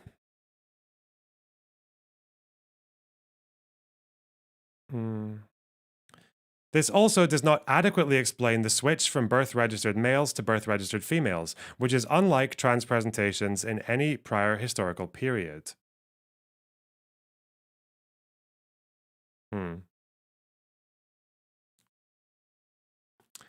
There are different issues involved in considering gender care for children and young people than for adults. Children and young people are on a developmental trajectory that continues to their mid-20s, and this needs to be considered when thinking about the determinants of gender incongruence. An understanding of brain development and the usual tasks of adolescence is essential in understanding how development of gender identity relates to the other aspects of adolescent development. This group of young people should also be considered in the context of a wider group of adolescents with complex presentations seeking help from the NHS. A lot of unevident statements here. It's a summary. This is the executive summary. This is the most normal thing for a paper to do in a summary. What are you talking about? If she said this and never refers back to it in the next 230 pages, that's a problem. But in the summary, it's a summary. Okay, sorry.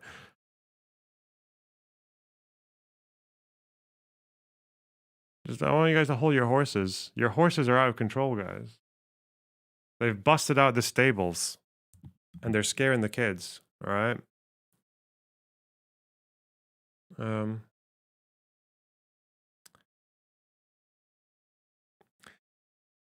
This group of young people should also be considered in the context of a wider group of adolescents with complex presentations seeking help from the NHS. There has been a substantial increase in rates of mental health problems in children and adolescents across the UK over the past decade, with increased anxiety and depression being most evident in teenage girls, and a rise in young people presenting with other bodily manifestations or distress. For example, eating disorders, tics, and body dysmorphic disorder. Research suggests gender expression is likely determined by a variable mix of factors such as biological predisposition from early childhood experiences, sexuality, and expectations of puberty. For some, mental health difficulties are hard to disentangle. The impact of a variety of contemporary societal influences and stressors, including online experience, remains unclear. Oh no. Ooh. It remains unclear. what impact is being on the fucking, I don't even know what they're called, the Discord kitten servers having on people's, we'll never know. More research must be conducted.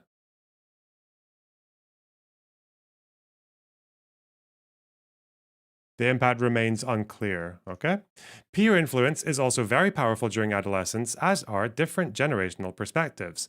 Pragmatically, the above explanations for the observed changes in the population are all likely to be true to a greater or lesser extent, but for any individual, a different mix of factors will apply. This is a heterogeneous group with broad-ranging presentations, often including complex needs that extend beyond gender-related distress, and this needs to be reflected in the services offered to them by the NHS.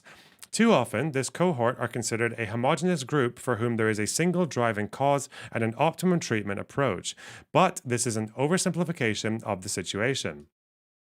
Being gender questioning or having a trans identity means different things to different people. Among those being referred to children and young people's gendered services, some may benefit from medical intervention and some may not. The clinical approach must reflect this. Working through this multi-layered developmental process takes time, and the role of the clinical team is to help the young person address some of these issues so they can better understand their gender identity and evaluate the options available to them.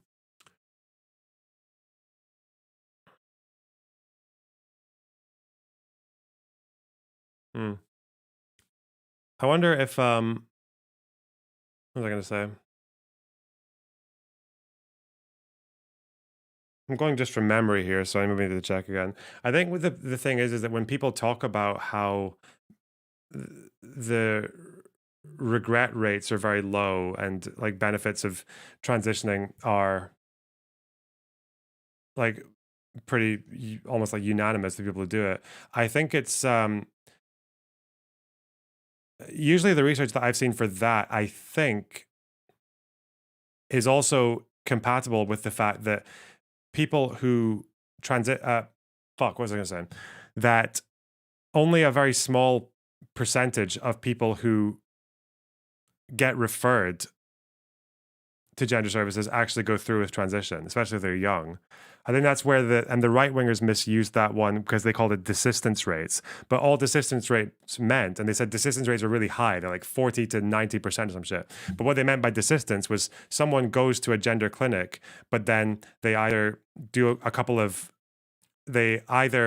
go for a couple of sessions and then they just never come back, or they go there and they find out that transition is not for them, so they just stop. Like, I think that's what they mean. So when people say that the success rates are really high, it seems to be high and regret rates are low, but that's accounting for the fact that just going to a gender clinic is not a guarantee that you'll get to transition, because it might not be the right thing for you. Yeah.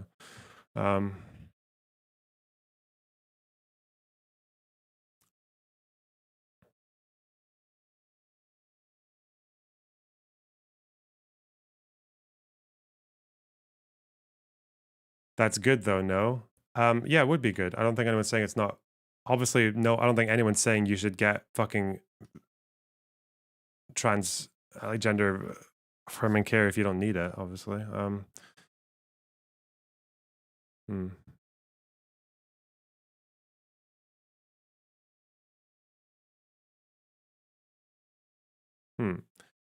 Clinicians have a range of viewpoints on the care and treatment of gender questioning children and young people, with many left confused as to what the best approach might be. There are mixed views on what young people want and need. For example, young people have told us they need space and time to explore, but also that questioning feels intrusive. Some parents feel less questioning is needed, whilst others think the process is not thorough enough. Yeah, that's a problem, because I feel like a problem there is that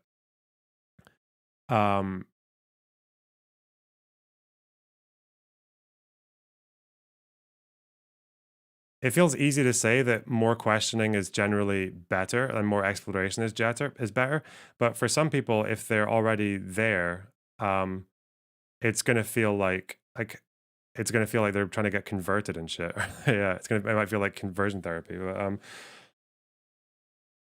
or it might just feel frustrating.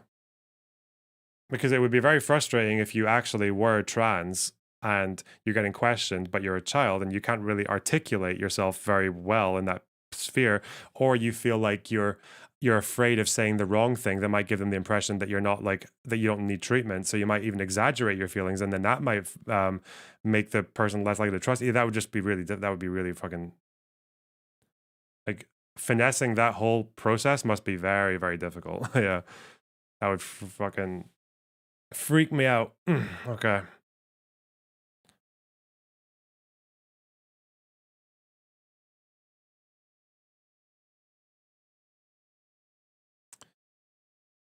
The review sought to better understand the different clinical approaches and management, including through a standardized procedure for appraising international clinical guidelines, carried out by the research team at the University of York. Okay, the findings raise questions about the quality of currently available guidelines. Most guidelines have not followed the international standards for guideline development, and because of this, the research team could only recommend 2 guidelines for practice: the Finnish guideline published in 2020 and the Swedish guideline published in 2022. Really? Most available guidelines don't follow international standards for guideline develop. Oh, they don't follow the standards for developing a guideline. Not that the guideline is not conforming to an international guideline. Okay. What strangely worded sentence. Okay. Mugen Inc. Thanks for the $2. Dr. Cass be like, I made it easy for you, Lorna Box. So far she has, yeah. Let's see. However, even these guidelines lack clear recommendations regarding certain aspects of practice and would be of benefit if they provided more detailed guidance on how to implement recommendations. The World Professional Association of Transgender Healthcare, WPATH, has been highly influential in directing international practice, although its guidelines were found by the University of York appraisal process to lack developmental rigor. Early versions of 2 international guidelines, the Endocrine Society 2009 and WPATH 7, influenced nearly all the other guidelines except for the recent Nordic guidelines. Given the lack of evidence-based guidelines, it is imperative that staff working within NHS gender services are cognizant of the limitations in relation to the evidence base and fully understand the knowns and unknowns.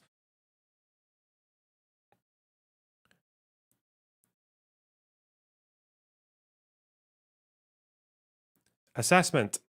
The interim report advised that a developmentally informed assessment framework is needed to guard against inconsistencies and gaps in the assessment process, with clear responsibility and guidance for the different components of the process at primary, secondary, and tertiary level. Despite the agreement within international guidelines on the need for a multidisciplinary team and some commonalities between them in the areas explored during the assessment process, the most striking problem is the lack of any consensus on the purpose of the assessment process. In response to these findings, the review asked its CEG to develop a consensus on the purpose of and approach to assessment. Cognizant of the inconsistency in the published research and the complexity of presentations, the CEG worked to develop a holistic needs assessment framework. Its purpose is to derive a multi-level formulation leading to an individual care plan that supports the development of the child/young person's broader well-being and functioning. This is consistent with approaches for adolescents with other complex, multifaceted presentations. When conducting an assessment, it will be important that clinicians are mindful that presentations, pathways, and outcomes for this cohort are very individual, and the focus needs to be on helping each person to find the best pathway for them.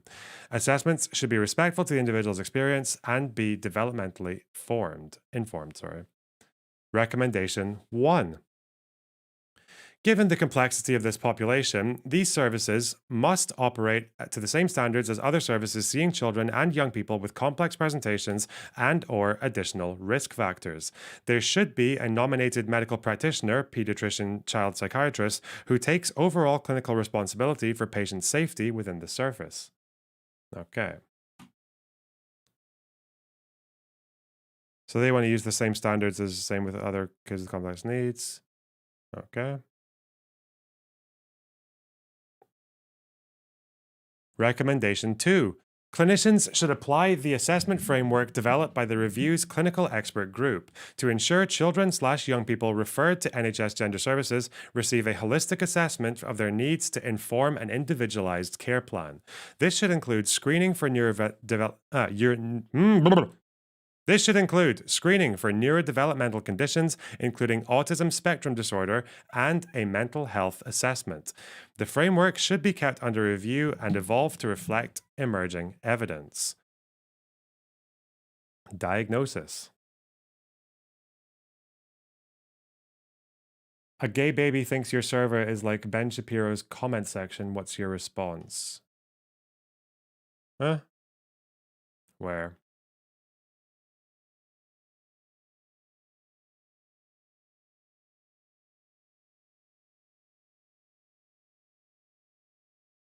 Oh, it's someone who thinks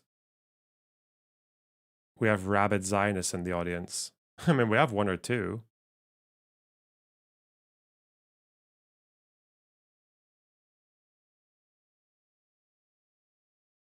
But to them, a rabid Zionist is like someone who just thinks that Israelis have a right to like live there and be safe or whatever. Like, fucking, I don't know. Oh. Anyway, rabbit Zionists. True.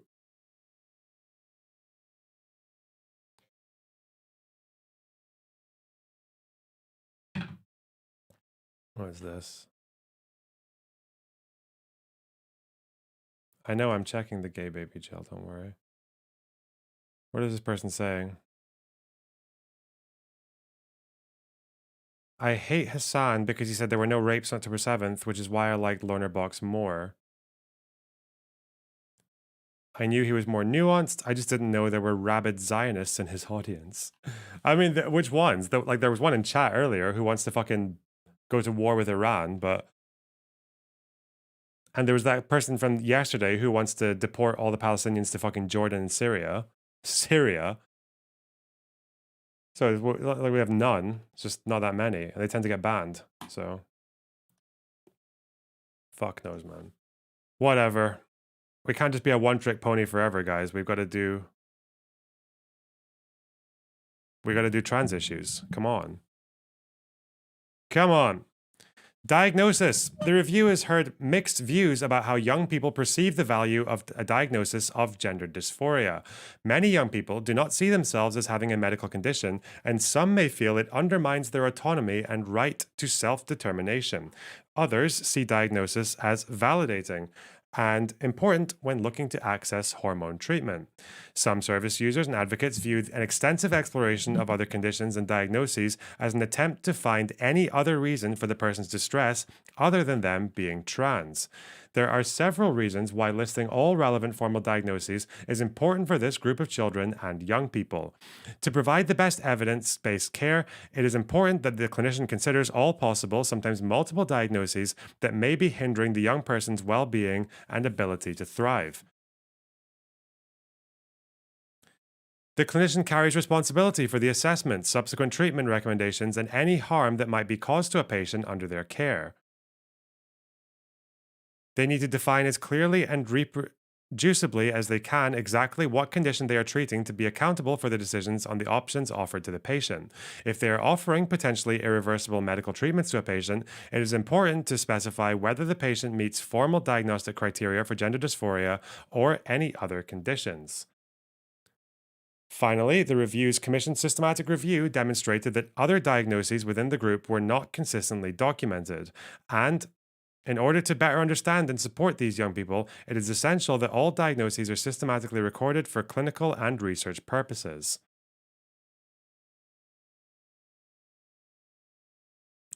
Although a diagnosis of gender dysphoria may have been necessary for initiating medical treatment, it is not reliably predictive of whether that young person will have long-standing gender incongruence in the future, or whether medical intervention will be the best option for them. That's two fairly big claims, I think. That being diagnosed with gender dysphoria doesn't necessarily predict whether you'll have long-standing incongruence. I thought it would. I thought if you've got gender dysphoria, you're basically fucking done for life. Like you're gonna have you're gonna have incongruence. But, whew, I did not know that it wasn't reliably predictable. We'll see if that comes up. Again, this is the summary. Okay, chill. All right.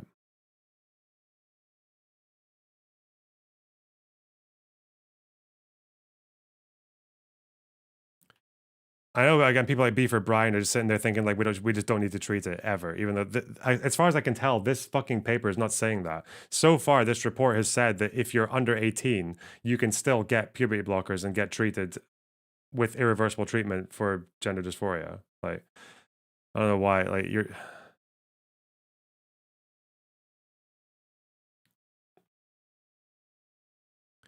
Understanding how the gender-related distress has evolved in a particular individual, what other factors may be contributing, and the individual's needs and preferences for treatment are equally important. It is also important to ensure that there is a focus on functioning, general well-being, and resilience to ensure the child/young person is able to make considered decisions about their future pathway.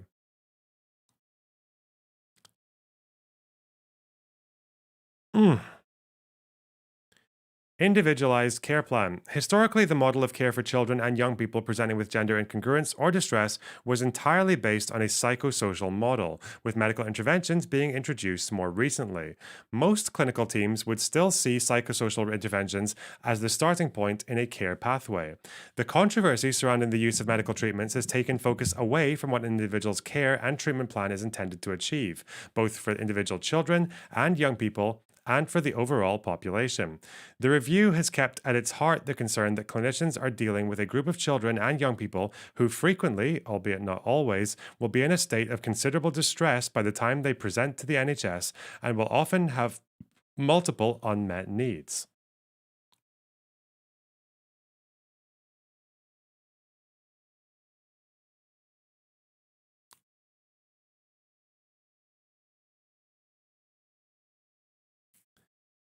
There should be a tiered approach to any intervention package which addresses urgent risk, reduces distress and associated mental health issues and psychosocial stressors so that the young person is able to function and make complex decisions. Co-develops a plan for addressing the gender issues which may involve any combination of social, psychological, and physical interventions. There should be a distinction for the approach to taken to pre- and post-pubertal children when considering the most appropriate interventions. This is of particular importance in relation to social transition, which may not be thought of as an intervention or treatment because it is something that generally happens at home, online, or in school, and not within health services. The central aim is to help young people to thrive and achieve their life goals. The immediate goal of the care and treatment plan must be to address distress, if this is part of the child/young person's presentation, and any barriers to participation in everyday life, for example, school, community, or social activities. For the majority of young people, a medical pathway may not be the best way to achieve this. For those young people for whom a medical pathway is clinically indicated, it is not enough to provide this without also addressing wider mental health and/or psychosocially challenging problems such as family breakdown, barriers to participation in school life, or social activities, bullying, and minority stress. Psychological interventions. The systematic review of psychological interventions found that the low quality of the studies, the poor reporting of the intervention details, and the wide variation in the types of interventions investigated meant it was not possible to determine how effective different interventions were for children and young people experiencing gender distress. Despite this, we know that many psychological therapies have a good evidence base for the treatment in the general population of conditions that are common in this group, such as depression and anxiety.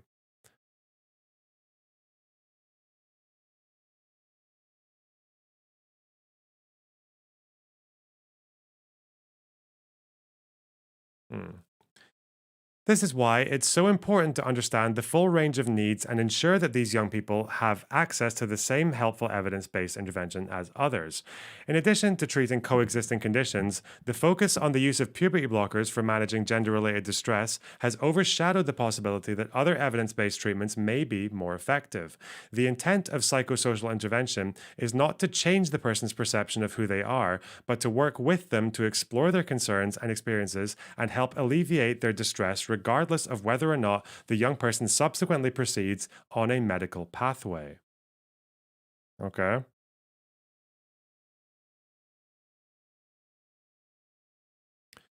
The role of therapeutic approaches needs must be understood, and data information must be collected on the applicability of approaches for gender-related distress and any co-occurring conditions.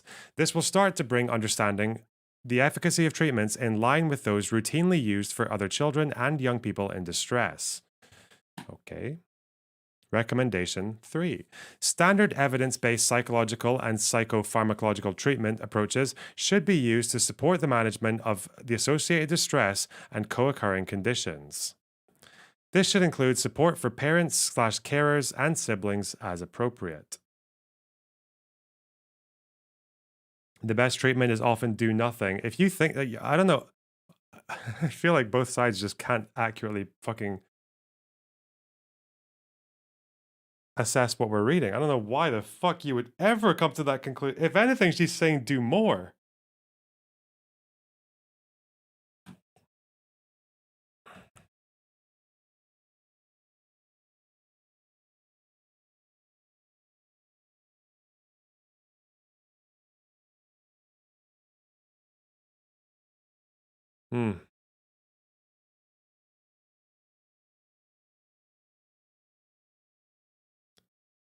Social transition. You might be biased. Yeah, you might be actually. Yeah, that's really. There's no single definition of social transition, but it is broadly understood to refer to social changes to live as a different gender, such as altering hair or clothing, name change, and/or different use of pronouns. There is a spectrum from young people who make relatively limited gender nonconforming changes in appearance to those who may have fully socially transitioned from an early age and may be living in stealth. Damn, they're using the down with the kids language. Stealth.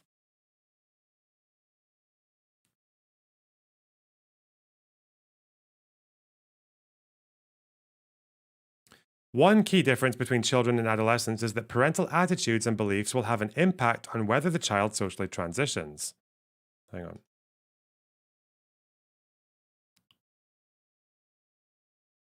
Where was I? For adolescents, exploration is a normal process, and rigid binary gender stereotypes can be unhelpful. There are different views on the benefits versus the harms of early social transition. Some consider that it may improve mental health for children experiencing gender-related distress, while others consider that it makes it more likely that a child's gender dysphoria, which might have resolved at puberty, has an altered trajectory, potentially culminating in lifelong medical intervention. In the UK and internationally, it is now the norm for many children and young people to present to gender clinics having undergone full or partial social transition.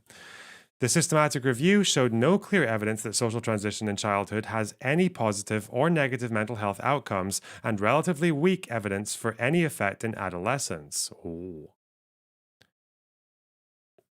However, those who had socially transitioned at an earlier age and or prior to being seen in clinic were more likely to proceed on a medical pathway.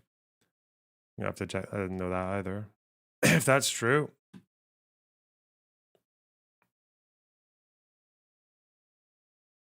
How much longer do I have actually? I've got like 50 minutes before I have to fuck off.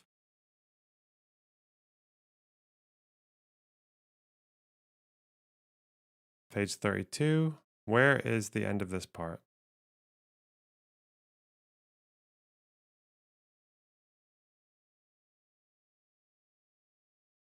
The summary is long. It's a big summary. Okay, the summary is up till page 40. Fucking okay. I don't think we're not going to get through all this today, but we will eventually.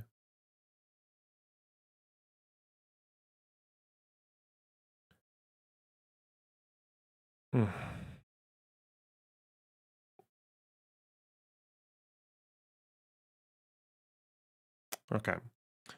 The original, oh, is it?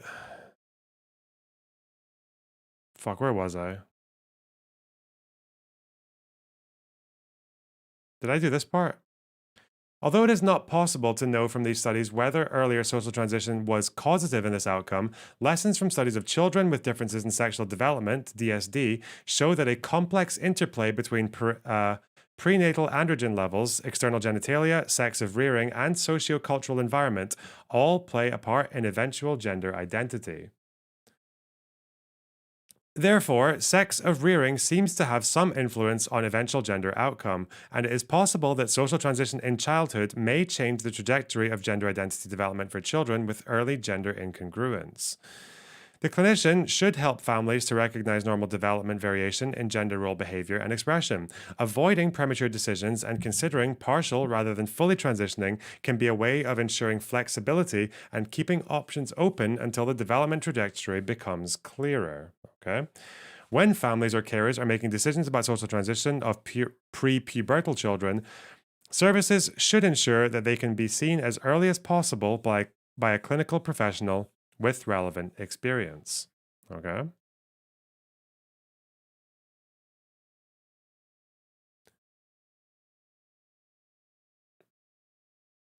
Medical pathways. The original rationale for the use of puberty blockers was that this would buy time to think by delaying onset of puberty and also improve the ability to pass in later in life. Subsequently, it was suggested that they may also improve body image and psychological well-being.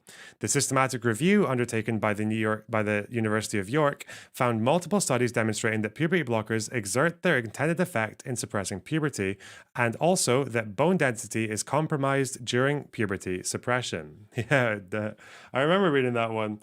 The fucking bone density. It's not that much, but it is the thing, yeah. It is like the most tangible fucking permanent thing.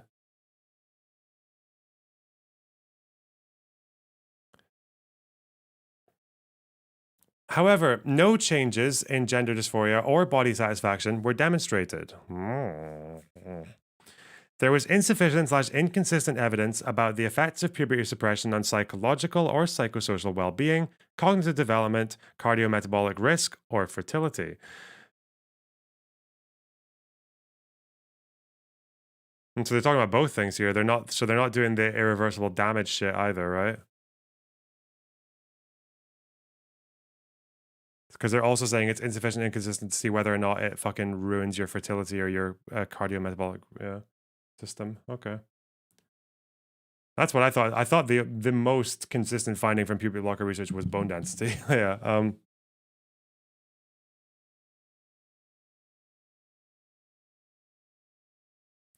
I remember that. That was from like 2020 NHS study or some shit. Moreover, given that the vast majority of young people started on puberty blockers proceeded from puberty blockers to masculinizing, feminizing hormones, there is no evidence that puberty blockers buy time to think, and some concern that they may change the trajectory of psychosexual and gender identity development. Whoa. The review's letter to NHS England advised that because puberty blockers only have clearly defined benefits in quite narrow circumstances, and because of the potential risks to neurocognitive development, psychosexual development, and longer-term bone health, they should only be offered under a research protocol. This has been taken forward by NHS England and National Institute for Health and Care Research, NIHR. The University of York also carried out a systematic review of outcomes of masculinizing/feminizing hormones. Overall, the authors concluded that there is a lack of high-quality research assessing the outcomes of hormone interventions in adolescents with gender dysphoria/incongruence, and few studies that undertake long-term follow-up. No conclusions can be drawn about the effect on gender dysphoria, body satisfaction, psychosocial health, cognitive development, or infertility. Uncertainty remains about the outcomes for heightened growth, cardiometabolic, and bone health.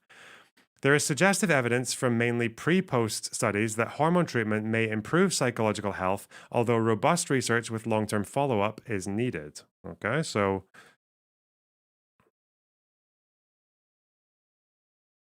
hormone treatment improving psychological health. Okay, so they're saying there is evidence for that. Okay.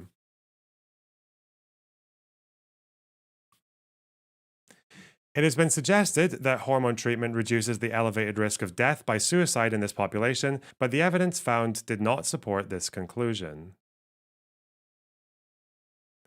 The percentage of people treated with hormones who subsequently detransition remains unknown due to the lack of long-term follow-up studies, although there is suggestion that numbers are increasing.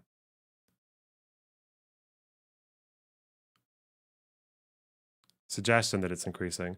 I saw maybe 2 studies that suggested it was going from like 2% to 4 or 8. But I don't know. I feel like I'm just starting from scratch. But I have read a few things. There's a few things I maybe want to refer to and put into my Obsidian, because it's all stuff that I read before I was any good at taking notes. Ugh.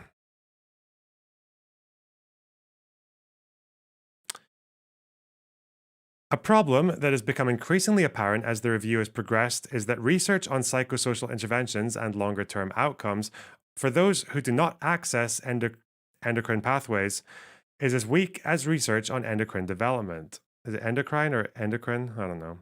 This leaves a major gap in our knowledge about how best to support and help the growing population of young people with gender-related distress in the context of complex presentations. Endocrine, that's what I thought, yeah. Long-term outcomes. One of the major difficulties with planning and evaluating gender identity services for children and young people is the very limited evidence on the longer-term outcomes for people who have accessed GIDS. I feel weird saying GIDS. It seems like this report is saying we really don't know fuck all. I mean, that's known though. That you could, yeah. But saying we know fuck all doesn't mean stop it. That's what the problem that right-wingers don't get, is that people like this are not saying ditch puberty blockers. They're saying we don't know enough to be sure. So they should still, like, that's why it's still good to have them up for fucking research and shit. It should be GIDS, right? Because it's gender, but that sounds stupid as well. GIDS.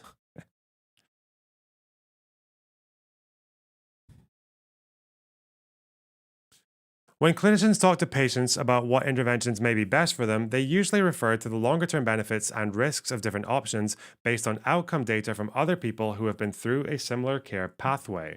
This information is not currently available for interventions in children and young people with gender incongruence or gender dysphoria, so young people and their families have to make decisions without an adequate picture of the potential impacts and outcomes.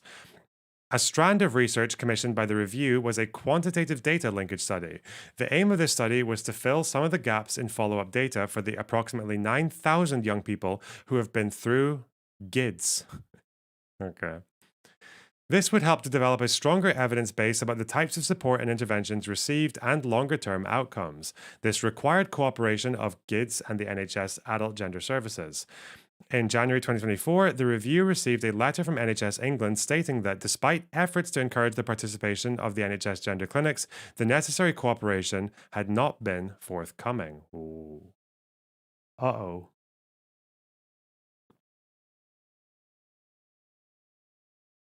The activist community and the doctors tell parents and kids that this is safe. What doctors are saying?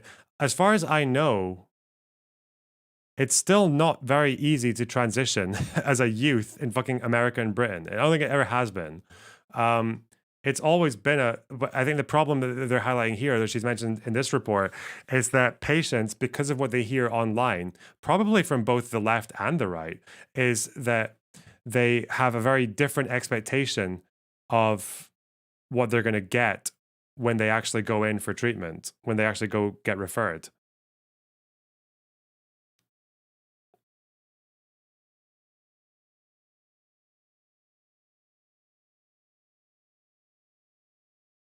What?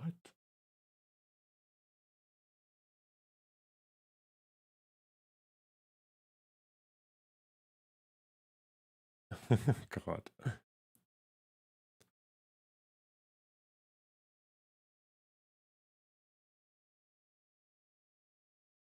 Is gender exploratory therapy considered conversion therapy? Oh, yeah.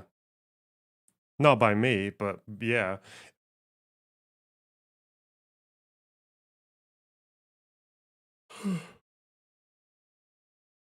Ugh.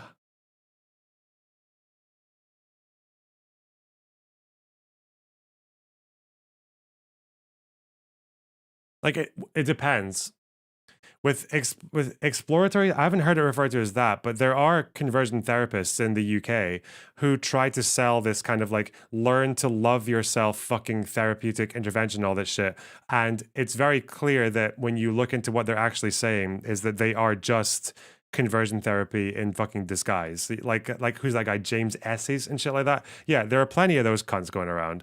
But the way that she's described gender exploratory stuff here, I'm pretty sure she explicitly said, what was the, I should fucking get highlighting for this. Oh God. Where did she say that about, fuck.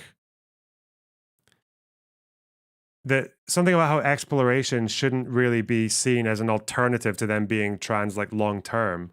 It should just be there to like help talk them through the process and get like a stronger understanding whilst they're still young and potentially having other mental health issues or potentially fucking making like rash decisions and shit like that. I think that makes sense. But where the fuck? Where was that part? There's literally a part where they said that.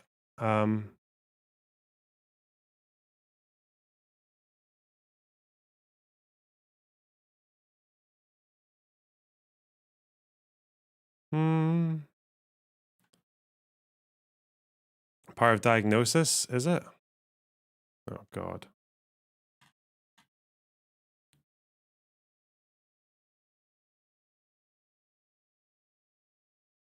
Oh my God, what the fuck?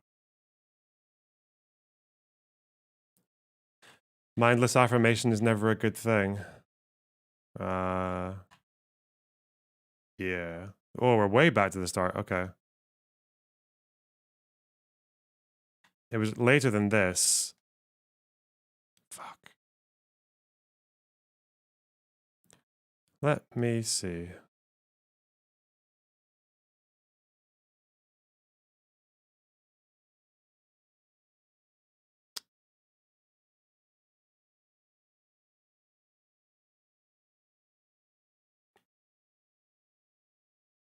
Generally distressed, blah, blah, blah, blah. Individualized care plan.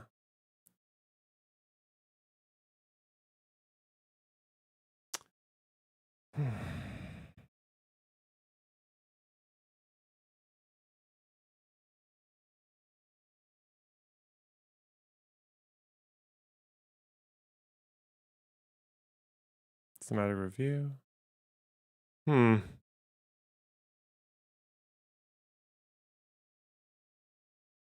There's something about it saying that it shouldn't write off. Fuck. Is it Explorer? What page were we on here? 28. Okay, we are on this.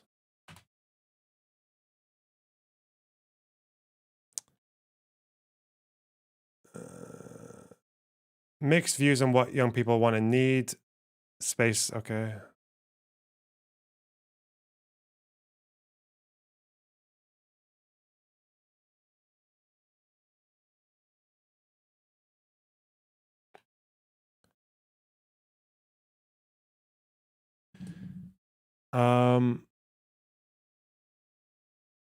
Yeah, in addition to treating coexisting conditions, the focus on the use of puberty blockers for managing gender-related distress has overshadowed the possibility that other evidence-based treatments may be more effective. The intent of psychosocial intervention is not to change the person's perception of who they are, but to work with them to explore their concerns and experiences and help alleviate their distress regardless of whether or not the young person subsequently proceeds on a medical pathway. So that to me is not, I don't know how you can consider that to be conversion therapy if that's how it's done. The problem is that there are some people who I've seen it at least twice in the UK with these fucking J.K. Rowling adjacent figures, is people who use language similar to this, but they are just conversion therapists. Like they use language like this, but like all their campaigning is against fucking puberty blockers. It's against transitioning for, it's like they talk about predatory fucking trans activists who are like warping kids' minds. It's like, that's when you kind of tell that it's a bit different, but it's not. This is not conversion therapy. Like the way this is described is not conversion therapy.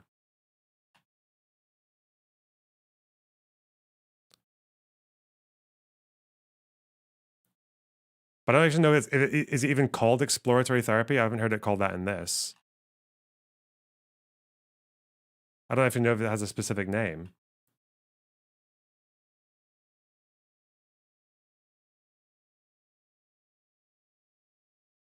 Where was I? Fuck, I've forgotten where I was. Oh no. It's not easy out here. We were... This is medical treatment. We did this. Bones. Cooperation. Oh yeah, it's about here.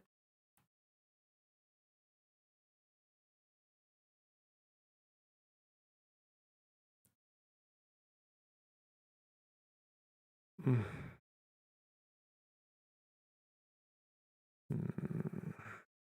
You were just talking about exploratory therapy, asked if it was conversion therapy. You said not always, and then went hunting for that quote. Yeah, because I thought exploratory therapy was just the term someone was using referring to what's being mentioned here. I don't know if that's actually its official name or if anyone actually calls it that, but I think I know what they're referring to.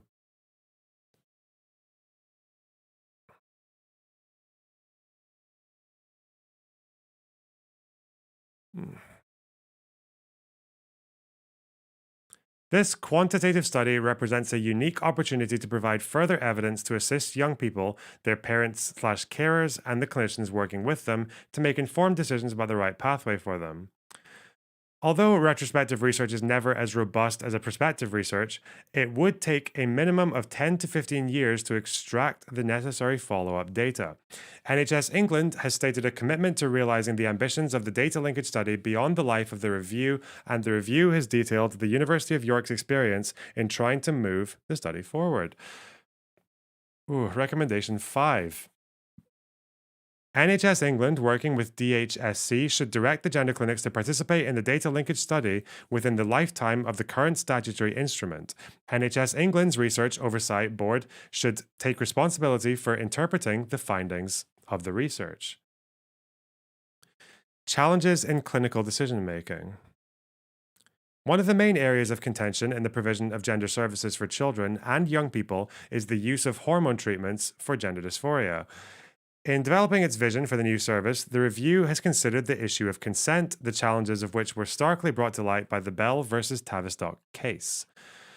The judicial review responsibilities could not be extended beyond the issue of capacity and competence to consent. However, consent is more than just capacity and competence. It requires clinicians to ensure that the proposed intervention is clinically indicated, as they have a duty to offer appropriate treatment. It also requires the patient to be provided with the appropriate and sufficient information about the risks, benefits, and expected outcomes of the treatment. Assessing whether a hormone pathway is indicated is challenging. A formal diagnosis of gender dysphoria is frequently cited as a prerequisite for accessing hormone treatment. However, it is not reliably predictive of whether that young person will have long-standing gender incongruence in the future or whether medical intervention will be the best option for them.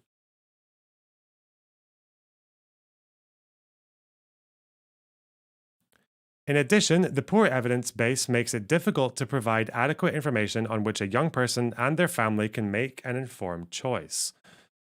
A trusted source of information is needed on all aspects of medical care, but in particular, it is important to diffuse/manage expectations that have been built up by claims about the efficacy of puberty blockers. Although young people often express a sense of urgency in their wish to access medical treatments, based on personal experience, some young adults have suggested that taking time to explore options is preferable. The option to provide masculinizing and feminizing hormones from the age of 16 is available, but the review would recommend an extremely cautious clinical approach and a strong clinical rationale for providing hormones before the age of 18. This would keep options open during this important developmental window, allowing time for management of any co-occurring conditions, building of resilience, and fertility preservation if required.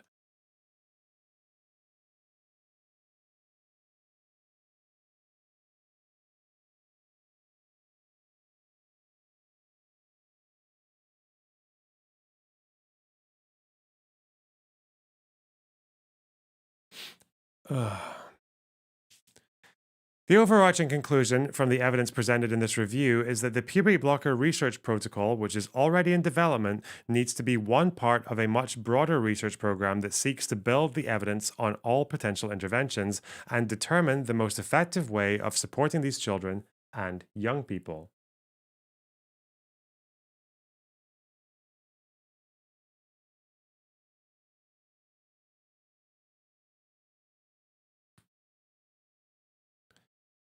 Recommendation 6. The evidence base underpinning medical and non-medical interventions in this clinical area must be improved. Following our earlier recommendation to establish a puberty blocker trial, which has been taken forward by NHS England, we further recommend a full program of research be established. This should look at the characteristics, interventions, and outcomes of every young person presenting to the NHS Gender Services. The puberty blocker trial should be part of a program of research which also evaluates the outcomes of psychosocial interventions and masculinizing and feminizing hormones. Consent should routinely be sought for all children and young people for enrollment in a research study with follow-up into adulthood. Okay, well, I hope they're doing that. Fuck me. Recommendation 7. Long-standing gender incongruence should be an essential prerequisite for medical treatment, but is only one aspect of deciding whether a medical pathway is the right option for an individual.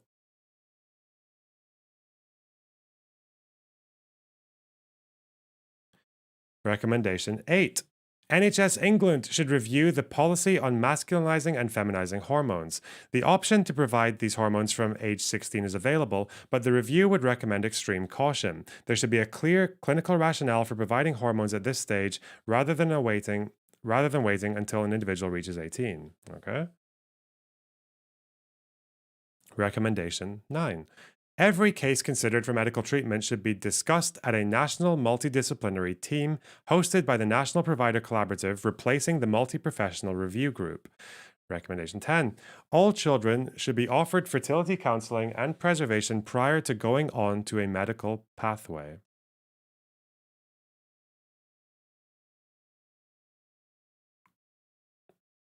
Service model. I think I've got time for...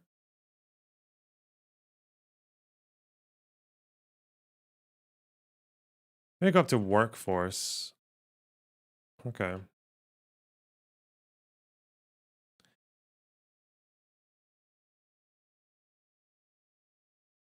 Since reviewing the review's interim report, NHS England has taken steps to increase capacity, establishing 2 new services led by specialist children's hospitals. This is the first step in commissioning a network of regional services across the country. The review had hoped to take learning from these interim services. Instead, it has gained insight from the considerable challenges faced in their establishment within a highly emotive and politicized arena. This, coupled with concerns about the weaknesses of the evidence base and lack of professional guidance, has impacted on the ability of the new services to recruit the appropriate multidisciplinary workforce. The review welcomes the first steps NHS England has taken to establish a regional model of care, but maintains that a distributed model of care is needed to meet current demand and provide a more appropriate, holistic, localized, and timely approach to caring for children and young people needing support. Services should not be located solely on tertiary centres, and a much broader-based service model is needed with a flexible workforce working across a regional footprint in partnership with local services. Models of care that deliver a clinical service over multiple sites have a potential to maintain geographical access to services whilst improving quality of care and optimizing the use of the workforce.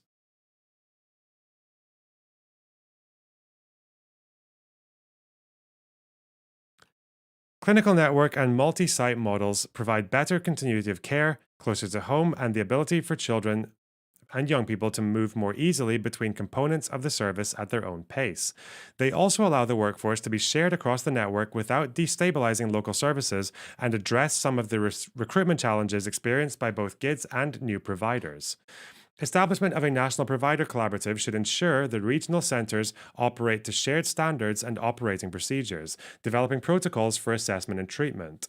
The collaborative should have a role in overseeing ethics, training and professional development, data and audit, quality improvement and research requirements, as well as providing a forum for the discussion of complex cases. The aim is that no matter where in the country the child/young person is seen, they will receive the same high standards of evidence-based care. In addition to the single overarching national provider network, each regional centre should work with local services within their region as a formalised operation delivery network. These formalised networks and increased number of providers should allow care and risk to be actively managed at different levels according to need, reducing waiting times for specialist care. David just called you boring today.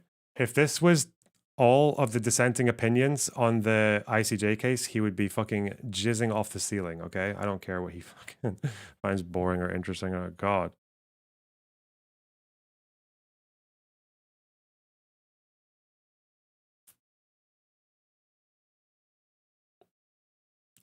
This report is a sea lining exercise. There is extensive research on the efficacy of gender affirming care. I don't think they're disputing the problem isn't whether or not there is data on. I think they say right at the beginning of the report something along the lines of like there's not a dispute over whether or not gender affirming care works for people. That's why it's basically a default as a treatment. I think the difference is the debate over under which circumstances it should be administered, because a lot of that research that we have of gender affirming care being like having positive outcomes is when it was being prescribed to basically no one, right? Like the numbers were so low for kids. It was like less than 1,000 a year, most years up until like what 2022 or something.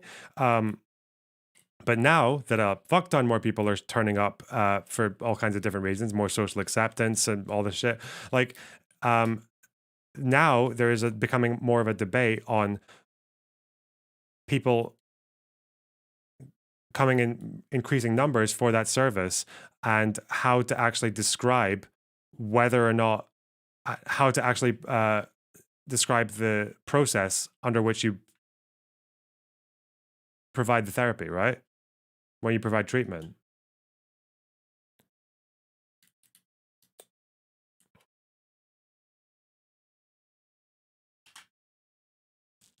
Like, we know that they work for people who need them. Well, I think the disagreement is how you determine whether or not someone needs them. Because I don't think most people would agree that we should go back to this 1980s standards where it's only a very select minority of fucking executive transgenders who get through all the cracks in the system and all the roadblocks and shit like that and all the interrogations. But eventually, like, but then I think people also don't want to be in a position where just every fucker who turns up with a fucking whim gets it as well, right? So there's obviously a middle ground there, right? Yeah, that's...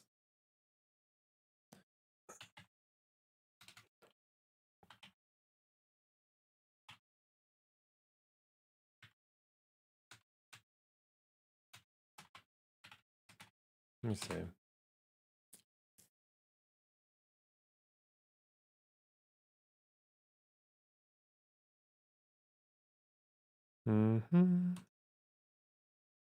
No one is turning up on a whim. Yes, I was using hyperbole because it seems to be that with this rising rate of referrals, there are a few people, not on a whim, in those referrals going in, who turn out to not need the treatment. Do you disagree with that?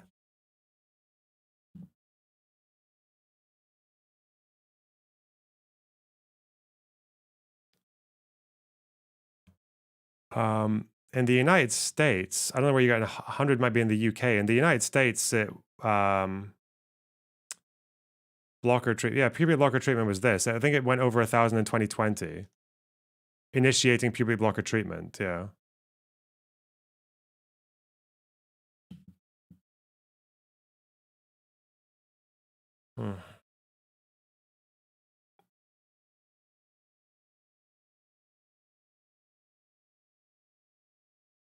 We haven't even got to the research yet, though. We're just reading the summary. According to Matt Walsh, over 1 million. Yeah, obviously.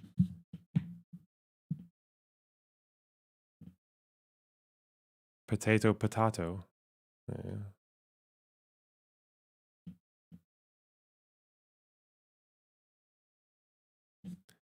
Okay.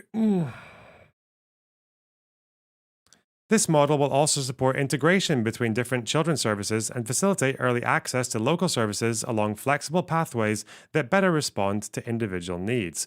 Overall, this model should improve the experience of care for children and young people questioning their gender identity. I feel like also this kind of like flexible pathways, wouldn't that make sense as well, since especially a lot of people tend to say that the trans umbrella is quite wide.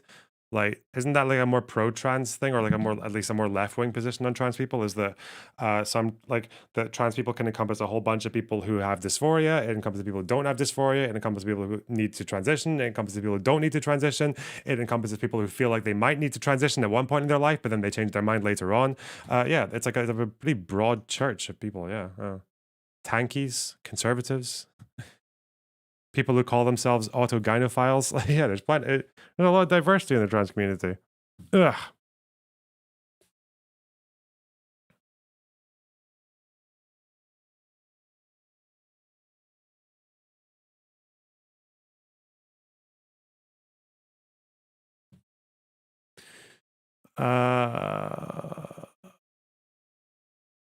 The new regional services should establish the National Provider Collaborative without delay and quickly develop their networks utilizing existing local relationships in the first instance to accelerate service provision. This approach would act as a stepping stone to ultimately skilling up all secondary level services to provide assessment and psychological support for these children and young people, with medical intervention remaining at tertiary level. Okay. Accelerate service provision. Okay. Recommendation 11. NHS England and service providers should work to develop the regional multi-site services networks as soon as possible. This could be based on a lead provider model where NHS England delegates commissioning responsibility to the regional services to subcontract locally to providers in their region. Recommendation 12.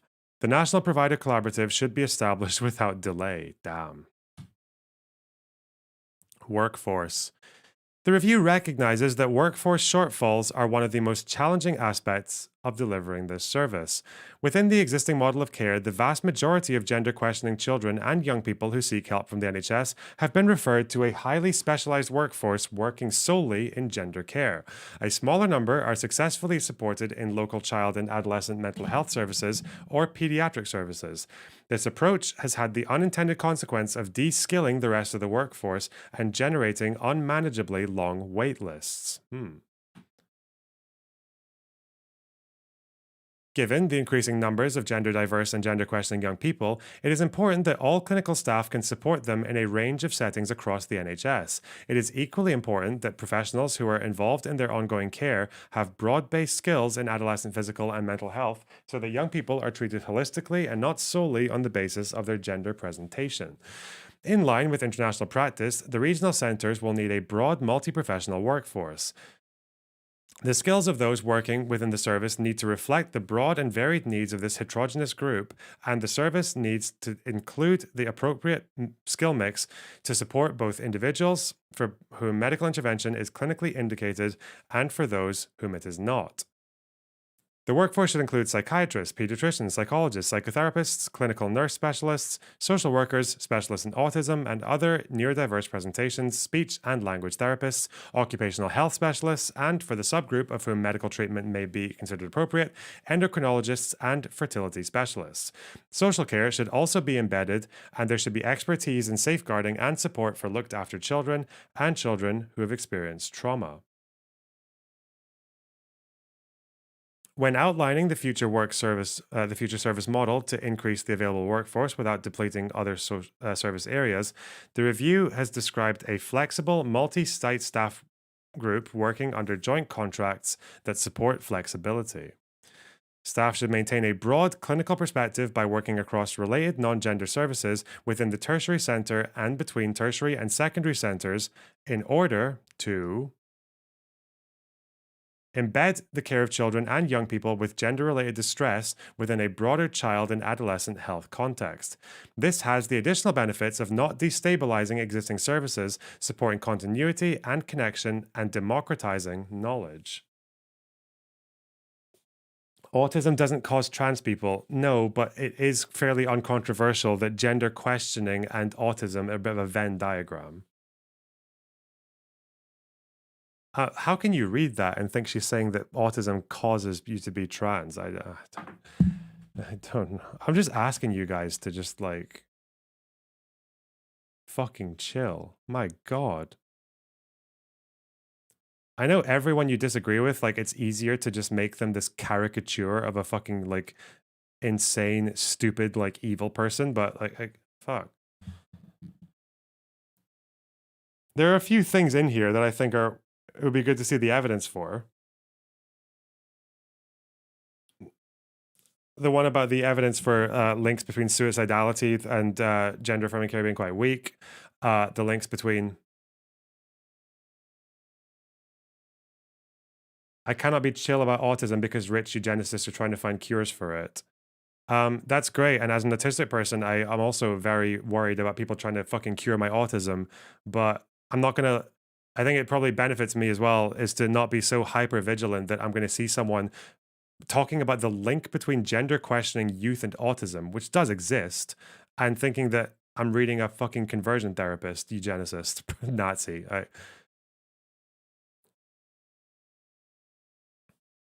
I feel like you need a bit more evidence to make that claim about this particular person.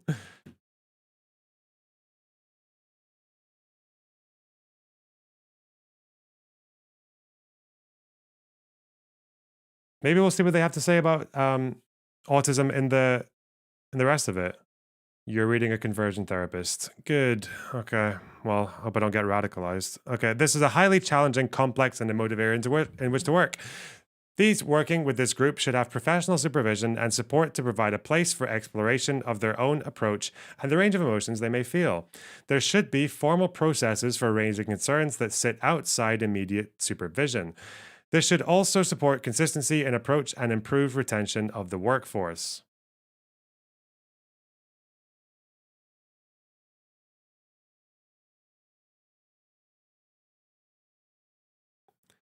Has someone who's been used to push conversion therapies. Maybe I can already see in my chat that people on the right are trying to use this fucking paper and what they think it means to push what they want it to mean. I've already seen that. After reading Benny Morris and the whole Israel-Palestine stuff and watching how horribly misused his work is by both fucking like pro like even to the point of pro-Hamas people on one hand and radical like anti-Palestinian like one state Israel from the river to the sea Likud fucking people on the other, the way that his work is weaponized in bad faith by both people so effectively, it just makes me think like I don't actually know if I can anymore hold authors responsible for how partisans use their work, because if you give a balanced take and you mention the flaws on each side, it is so easy for propagandists to just cherry pick you and misword you for their own cause. Like it's so easy.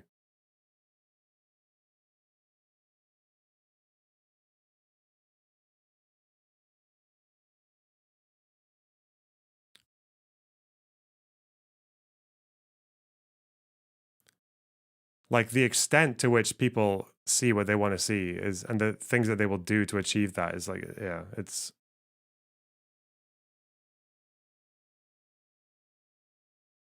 Anyway, we'll see. I'm only reading the summary right now. I'm not really holding strong opinions on this either way. So either way, yeah, there's some things that I'd like to see some evidence for, but you know, we'll keep going. The National Provider Collaborative should also explore running structured forums where all staff, clinical and non-clinical, come together regularly to discuss the emotional and social aspects of working within the service, supporting staff by giving them a safe place to raise issues.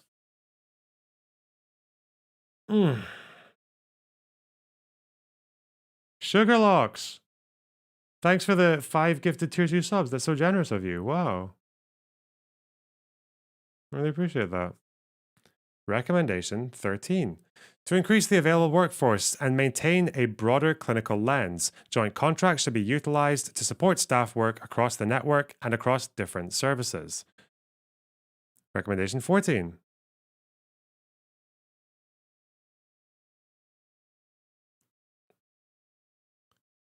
I think there's a difference. I don't think Morris was writing his books for commission of Ben-Gvir or something. No, but he was writing his books in part to communicate the story to Israeli society, and then people within Israeli society misuse his work. So it's a...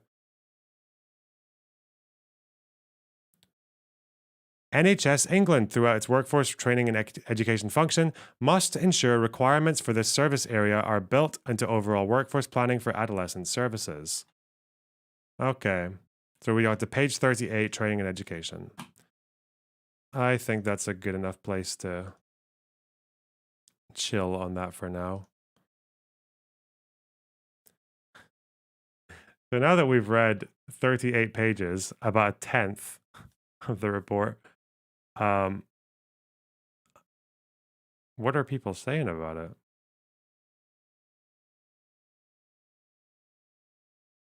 How many years are you going to spend on this? I don't know. That didn't take long.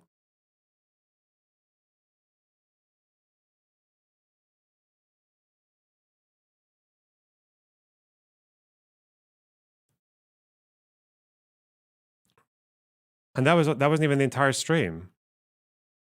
We covered the Cenk debate first, right? And we got one guide.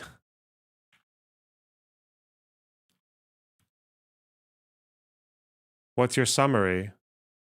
So my summary, I'm going to give you a summary of their summary. I don't know their evidence yet or why they're saying what they're saying.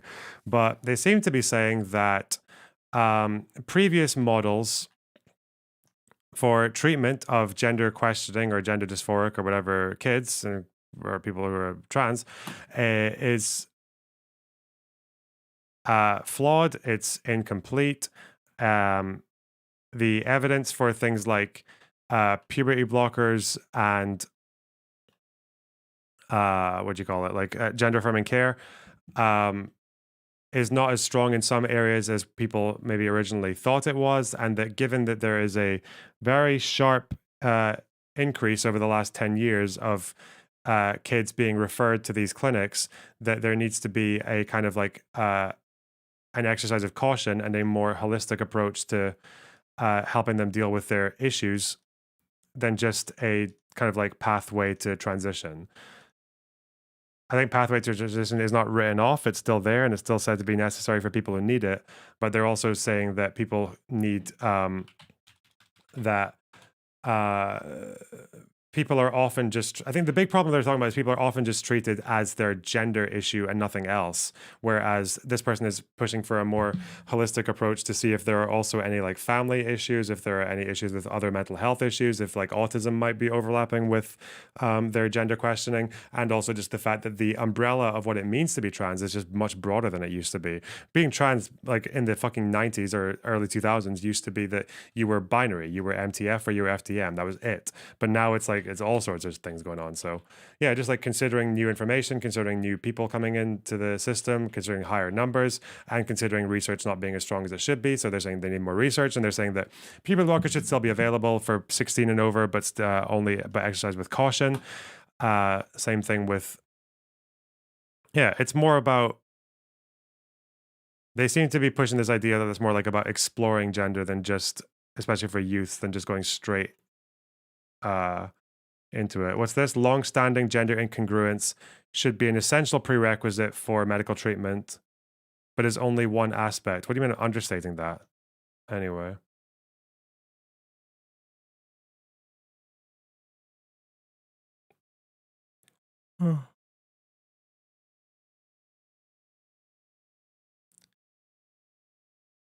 But there's a whole bunch of studies attached to this one as well.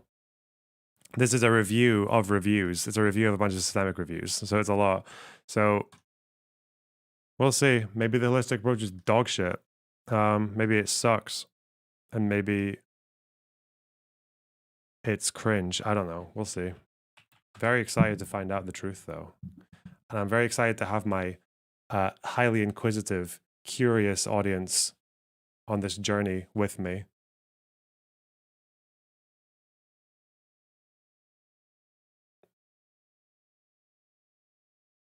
There are a few claims especially that I want to make sure about. I want to see the research for the autism thing, just to see what they've used.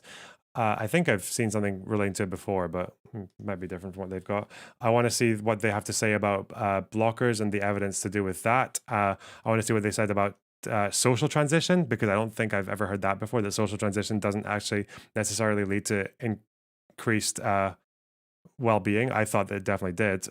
And I want to also look at what they say about Y16, and I also want to look at see if they have any positive evidence for holistic therapies and holistic treatments, because I don't know if they do. I think she's maybe just saying that as a new and exciting thing that doesn't have any evidence for it. Who knows?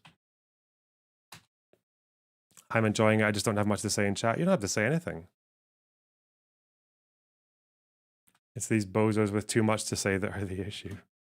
Wow. Silencing chatters. Anyway. Really appreciate you guys for giving me your time and your buck, your super chats and your fucking memberships, your patience, your soy. I'm quite invested in that though. I feel like that'd be a good project, is reviewing everything we know about trans research. And I'll start with that one. Let's do all of it, guys. We're going to do all of it. We're going to be special interest uncovered. We'll do a bit every day, see how it goes. It's not that the issue is ever going away. It's not like we're in a hurry. All